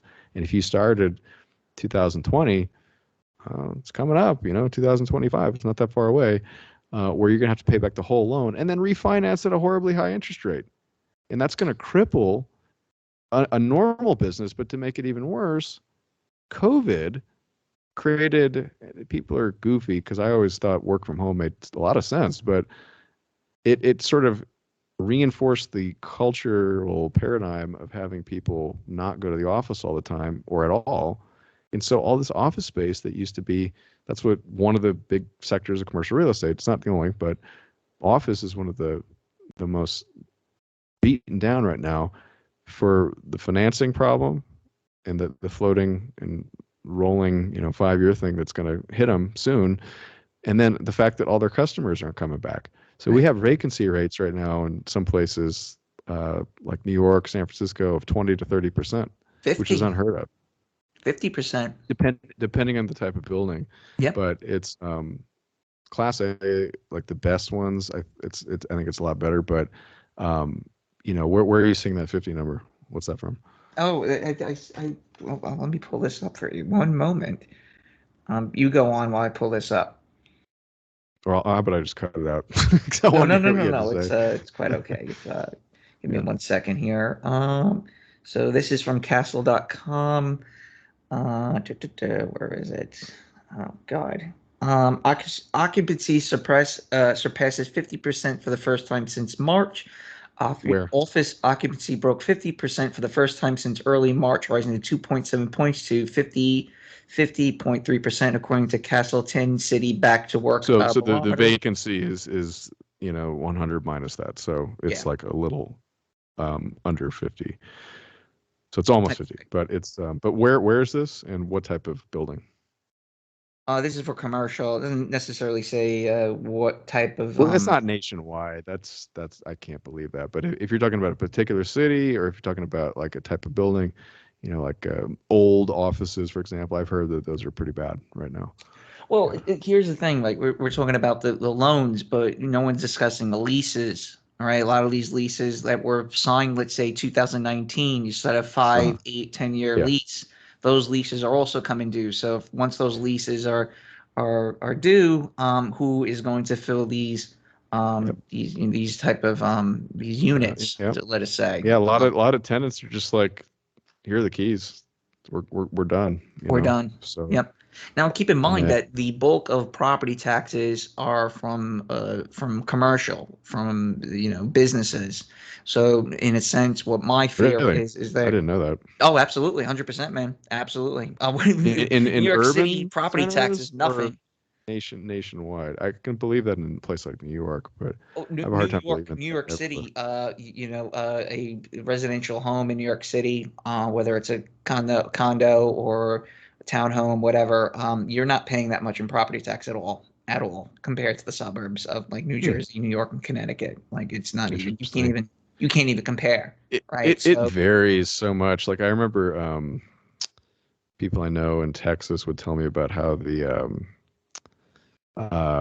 property taxes are really high, but I think they sort of get it back. I don't think they have an income tax, and so it's all a mess. It's relative. I mean, again, I'm speaking for the tri-state region. I mean, that's kind of that's kind of my wheelhouse. I can't really say what it's like in Texas or South Carolina or wherever else in the U.S. I'm strictly speaking. No, but talk about New York, because it's one of the sort of hardest hit places. I think the West Coast is probably worse, but New York. I think you were telling me the other day it's changed a lot. Well, so again, if your commercial sector is taking a hit as far as leases go, and you're not able to fill brick and mortar downtowns where you have a restaurant or whatever, it doesn't necessarily matter, like an insurance fucking like an Allstate or State Farm leasing up a brick and mortar spot, he's paying a large portion of the taxes for that locality. Now if you're not able to lease or pay get it leased up, and you're not able to pay the property tax, what eventually, again, my fear is it's going to get dumped onto residential on residential, and they're already bled dry. So if you start tapping into that, where again, single family home has to make up the difference for your downtown taking a huge hit with vacancies. Again, disposable income is going to take a hit. You name it. That's more or less what my fear is coming down the pike where, again, residential housing is going to have to make up the difference. Or God forbid, the government, decides to fucking lay off people, or it's like, that's kind of a pipe dream. Well, it's going to be interesting. I mean, to be honest, I do believe that these things correct themselves over time. I've said this at least once before on our show. The cure for high prices is high prices. Now, Right. I think Elizabeth Warren needs to study that one a few 100,000 times to understand how economics, basic, supply and demand works. But it's for anybody who's slightly smarter than her. It's not that hard to understand. It's basically like, look, what are businesses doing here? They're trying to make money, and a free market system encourages them to actually make the product that is expensive. So when you have a higher supply and you can't sell it eventually, well, the only way you attract customers is you lower your price, and that actually solves the problem right there. Yeah, but the question is, it's just okay, so let's say you have a and the opposite is true, because typically if you have low prices, bargain hunters show up and then things stabilize. So go ahead, please. Well, what I was going to say is that how many craft beer joints can one locality handle? It's not necessarily it's again, it's service. It's a service sector. Whatever people actually want to pay for. And Right. I think, if there's too many, then they need to shut down. I mean, it's like, I bemoan the loss of heavy industry in particular in the United Yeah. States, because I think it's sort of a strategic asset. But I'll be honest with you, I think there is something of value to the fact that if the company is losing money, it probably needs to restructure or go out of business. And it's not to say that you don't have any, trade tariffs to sort of keep strategic industries at home, but if you're losing money, that's money that is going into the hole and never coming back. And if you've got a profitable business, you could take that money and invest it in another business, and that's how you grow your wealth. If you're losing money, you destroy wealth. And so I think it's pretty straightforward, but honestly, like, you can't keep industries alive that can't make themselves competitive. It's just not good in the long run. That's what the Soviet Union tried to do, and look what happened to them.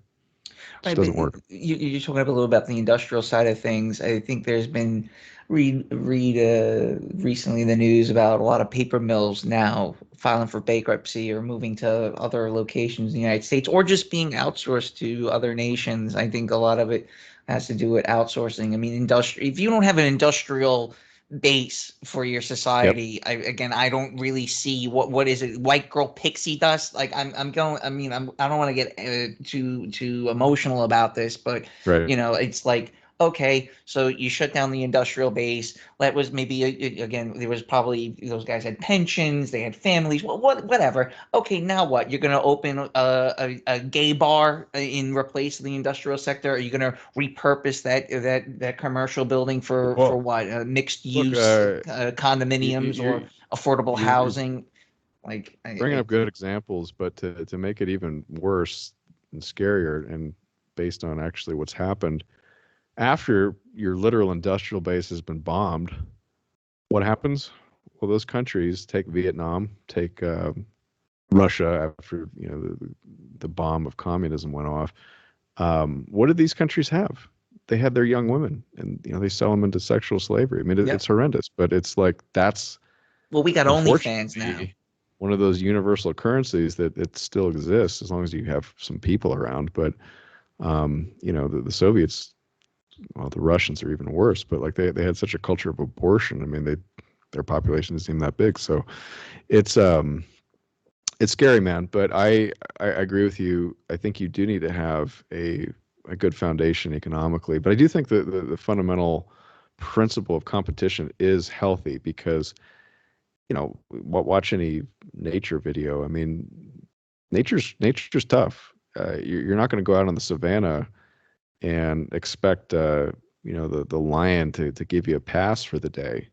If you're looking weak, it's going to take you down. Right. So the solution is, you get tough, you get strong, you get faster, you grow some horns, or you get eaten, and then your genes don't reproduce, and then the other guy who is a little bit stronger than you survives. I mean, it's just the way nature works. And Well, I wrote a piece on the American Sun, and I alluded to the fact that I feel like the whole COVID lockdown, coupled with the St. Floyd uprising, I don't even really, it was a riot, as most people would call it.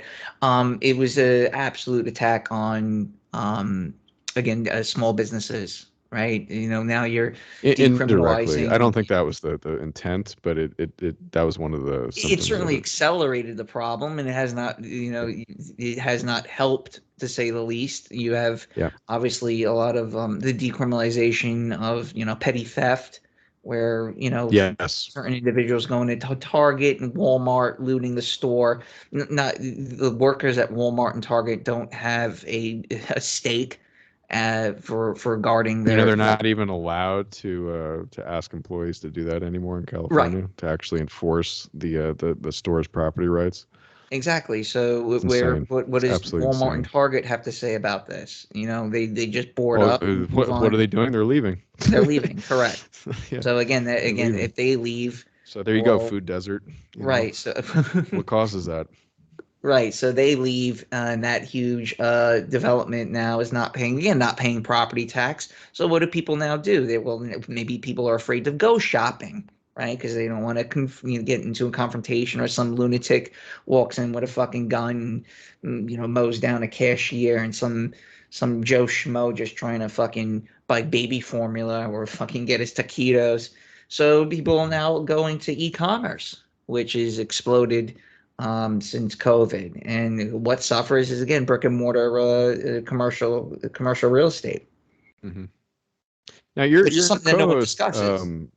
your co-host has talked about it on the show, so I don't think it's anything private. But he has like a retail operation. Am I wrong about that? Yes. So he does. Okay. So has he commented at all on this phenomenon of brick and mortar versus online?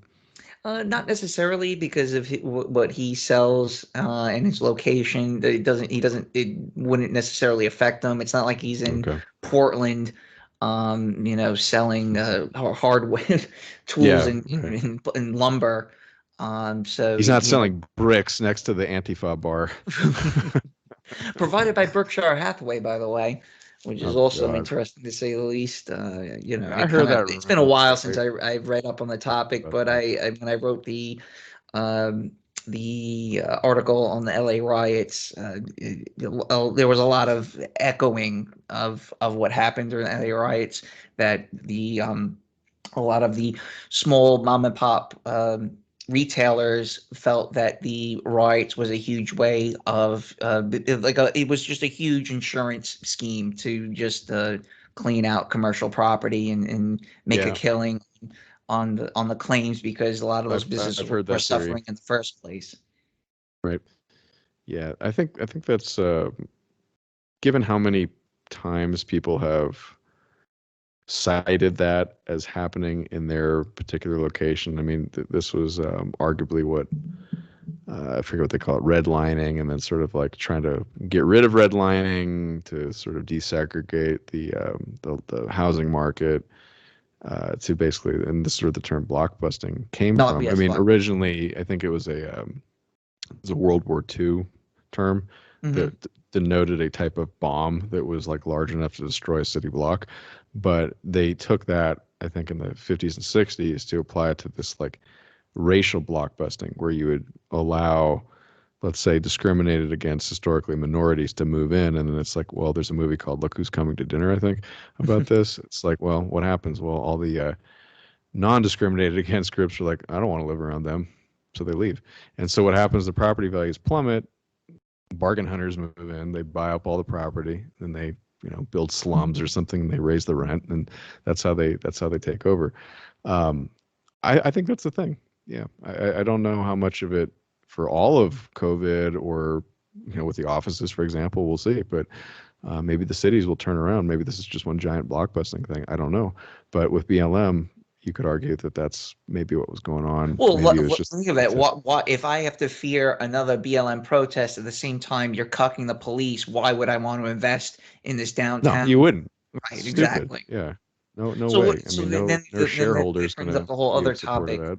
Well, then this brings up the whole other topic that I've dived into and realized it's kind of like a pipe dream. Oh, we'll convert the commercial property to residential. Well, you'd have to undo a lot of codes and zoning laws, which are You know, cumbersome I in this world. talked to a guy who's in a position to know that about that stuff, and I don't know. I think he might being a little hyperbolic, but I think there's some truth also to what he's saying. That he said that now they're just gonna have to blow those buildings up because the reality is, and he's not wrong about this. The way commercial office buildings in particular are constructed is they have centralized bathrooms, and so there's not enough drain pipes to put into like different little apartments. And I'm like, well, couldn't you just like, get a router and like, cut through the floors? But it'd just be a pain in the butt. So it's probably just easier to just blow it up and rebuild it from scratch. Building crews are pretty efficient on, just going from plans, but renovations take a long time. So he might be right.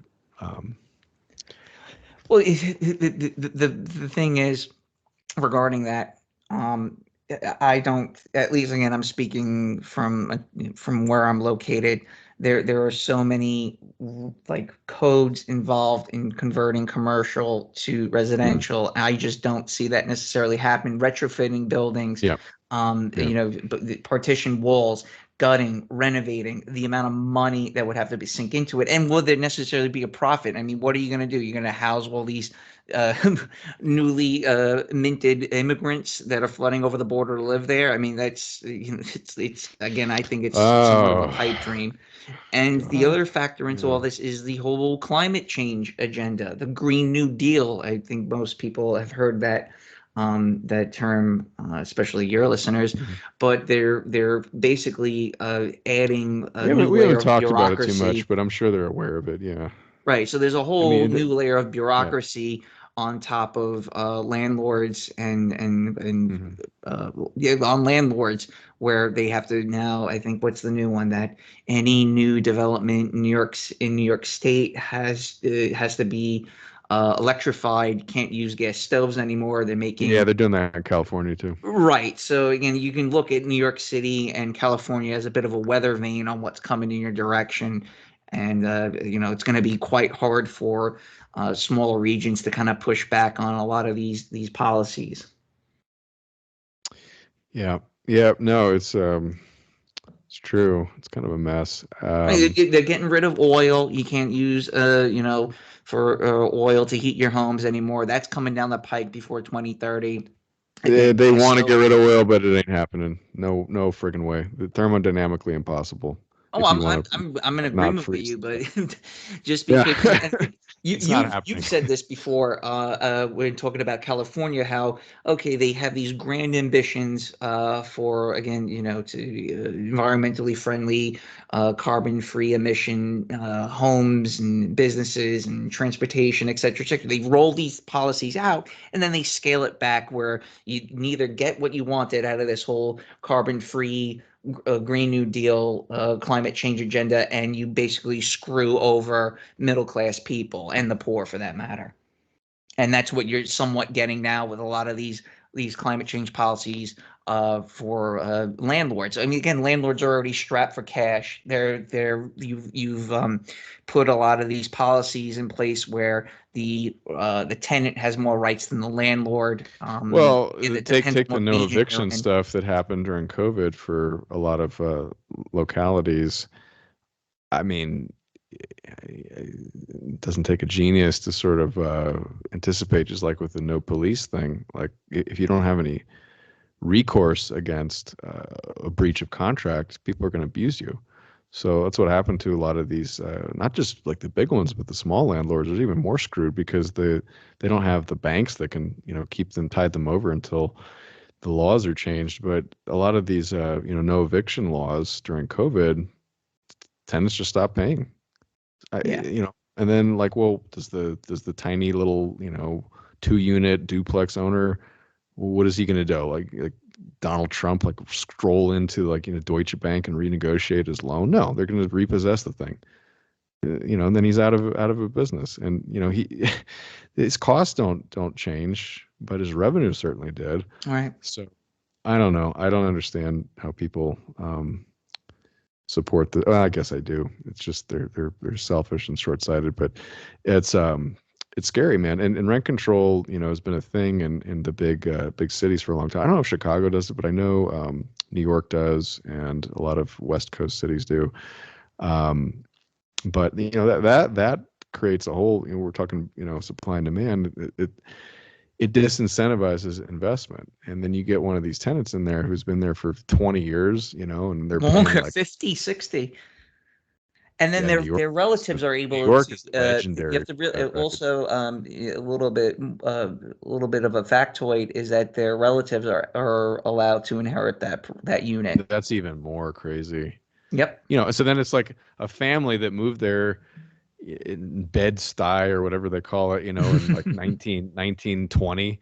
Yep. They're paying $20 a month. I mean, it's like, it's insane. Like, this is why, this is like an episode of The Sopranos or something where, they bring in a crew to like burn the building down because there's no other way of like, surviving. I mean, it's crazy. Now, mind you, that the landlord can't necessarily renovate that apartment. So if they have a leak or if they have some type of problem within their dwelling, the landlord is obligated to fix it. Well, he doesn't have the money to fix it because of, again, these climate change policies, because that tenant is paying way below market rate. So what happens then is the government starts to crack down on them, saying you have to pay this, you have to do that. Well, I'm already bleeding, I'm already hemorrhaging money because they're not paying market rate, and you're putting all these policies in place that I need to put an electric stove inside that apartment. I can't afford that electric stove, and you're checking like the pressure and the gas lines that have not been that are as old as the building, and then here comes another violation on top of another violation.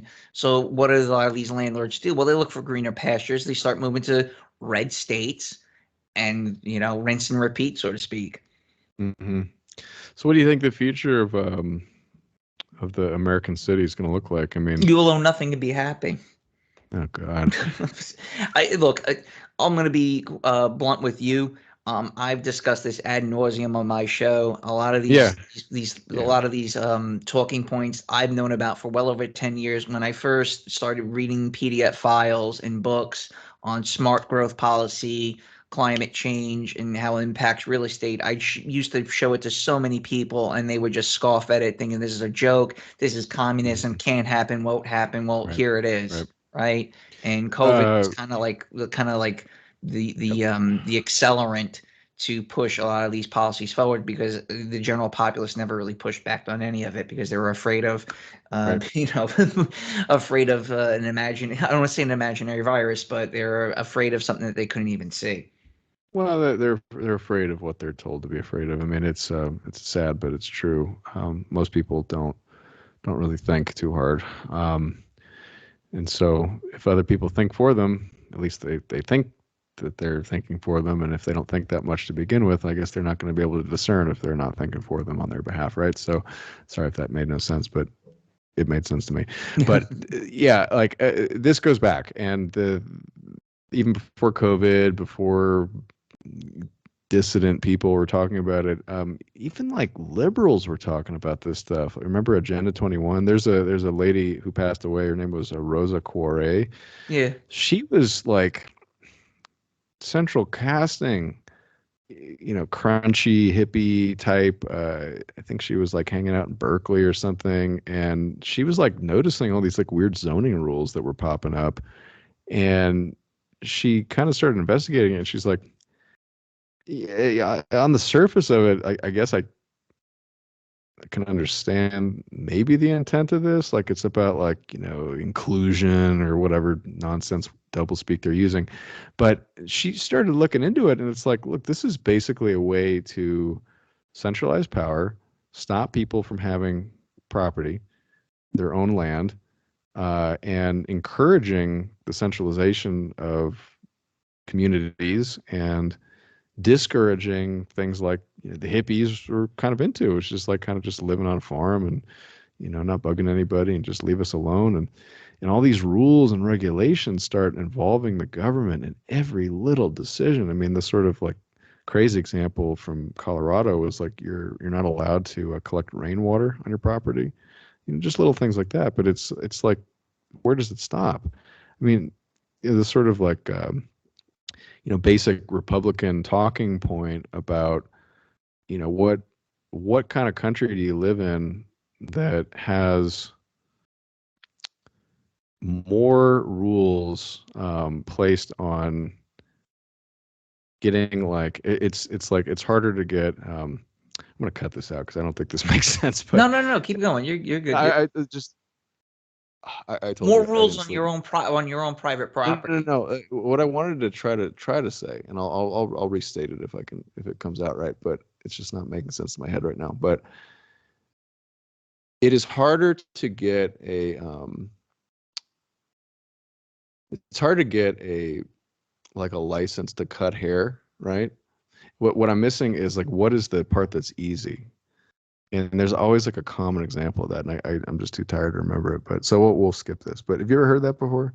Um, Maybe you haven't, but there's just so many rules. So that Well, was look, all my point. I'll give an example where my Well, set the my good friends, he context because bought a I didn't do a very good job of that because I'm exhausted. But yeah. what? We'll kind of like we'll wrap it up soon.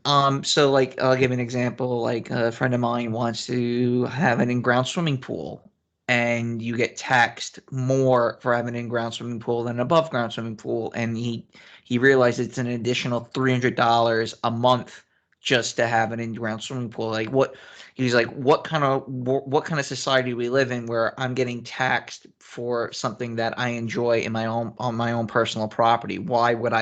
Why do I have to be punished for this? Like I worked hard on having an in-ground swimming Yeah. pool. Why would I be disincentivized to have an in-ground swimming pool coming Yeah. out again $300 a month? That's a lot of money.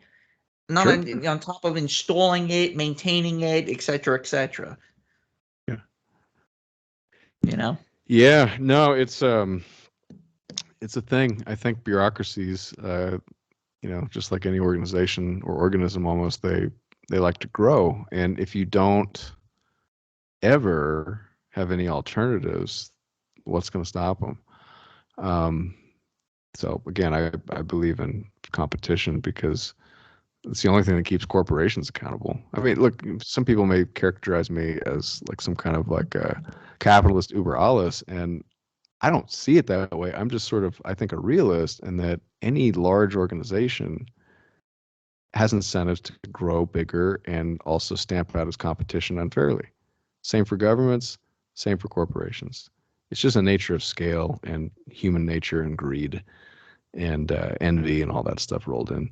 And so I just think that whenever you give these guys an inch, they're going to take a mile. And I don't know what the solution is. I mean, I'm very sympathetic to the blockchain community because the cryptosphere, because it really is, I think, an alternative that makes a lot of sense. Um, and I don't think I'm being a kook in saying that. I mean, you can listen to a lot of people brighter than me that articulate the reasons for it. I've cited Michael Saylor. Some people think he's a snake oil salesman. I would say, don't mortgage your house and buy Bitcoin. But I will say the concept of it makes a lot of sense because it is one of those things that actually nobody can truly control unless you're God. I mean, it's that hard because you have to have so much computing infrastructure and electrical infrastructure to do it. You'd have to be, the federal government or nobody. And so that's probably why federal governments don't like it, because it's competition to them. But I've never seen anything that really has actually managed to encapsulate the concepts of the libertarians, especially, but also people who are just like disaffected with the fact that they don't have a voice in their government. And with this whole like talk of the digital central bank digital currency, the CBDC, Mhm. that is a scary concept because it really is like the Chinese social credit score. they can turn you off. It is basically at its core a central bank digital currency, unlike the dollar that you have in your wallet. It's something they can turn off and on at will. So if you don't follow whatever their arbitrary rules are, you collected some rainwater by accident because you left a Dixie cup on your deck out in Colorado, they can close your bank account. Obviously I'm being a little hyperbolic, but you get the idea. Yeah, It's like absolutely. whatever they want to enforce, they can enforce, right? Well, there's that Why? story about someone using, I guess, the Amazon security system. I forgot what it's called, but using Alexa, something to do with Alexa, and Mm-hmm. he apparently said something to the Amazon driver, and it was recorded by a security camera, and they turned off all of his security features inside his house because it was so heavily reliant on Amazon. That was Unreal. in the news recently. I don't know if you saw that or not. No, I remember the Alexa, dollhouse that was ordered by some like 5-year-old that like asked her mom for a dollhouse, and Amazon shipped it to them without making an actual like purchase order. But yeah, I mean, like these stories, like I don't know how many more people need to hear to wake up to the fact that this stuff is very dangerous. But yeah, just keep a critical mind going, and you know uh, have a little bit of a open mind to also having alternatives to the status quo. Not that our audience really needs to be told that, but Right. I just think that's a good example of it. And to bring it full circle and to sort of wrap it up in a bow, I don't have anything specific to say, but how would you like to conclude, Lamprey? Let's remind people where they can find you. Um, where do you think the world is going, and where can people find out more about your worldview? Well, you guys again, MGTOW chats. You guys can find me on YouTube. Again, I have some pretty awesome guests on, such as Adam, and you guys can also check out the American Sun. I'm a big advocate for the American Sun. I think there's some great minds pumping out content. I don't. It may be like some article once or twice a week. It used to be more frequent, but again, a lot of things have been said and done, rehashing old topics, old talking points, but it's still a great blog for everyone to check out. As far as where the world is going, browner, gayer, and poorer. That's what I think of which way the world is going, and I don't see any type of like crisis. Probably maybe another virus, another lockdown in another 5 or 7 years. Who knows? The future's unwritten. And at the end of the day, you just got to focus on yourself and make the best of it. Because, look, for the most part, we're all alive. Our bellies are full. We got our creature comfort still. And there's always someone out there worse off than you. So always keep that in the back of your mind, True. Not and don't necessarily dwell on a lot of negative topics. Just get out there, try to meet like-minded people. Hey, listen, there's as far as the women situation is concerned, look, obviously it's kind of bleak. I'm kind of black-pilled when it comes to the female question, but there's always someone out there for everyone. No, Sure, you may be I think it's harder, but it's not impossible. And correct. both of us have had our encounters with the difficulties, but I think we've also had some success, and so it's not impossible. And I think if you adopt a possible mindset, a positive mindset, you're going to do a lot better than if you have a negative mindset. It doesn't mean that it's fair, it doesn't mean that it's good, but you don't have a choice. Like, really, I mean, No, you put it in no, those terms, like that's the only thing you can do. and to build upon that, I think a lot of guys, especially with people like the Andrew Tates of the world and such, don't necessarily worry about what that individual is what that woman is gonna think of you. Think about if that person's compatible with you. Think if like, is this person a good fit for me, not Mhm. the other way around. I think that's also Of a course. a mindset that I've adopted more recently, and it's benefited me for the most part versus worrying so much about what the other may think. All right, we'll leave it there. Thank you, Thank you so much, Lamprey. man. Let's keep in touch. Absolutely.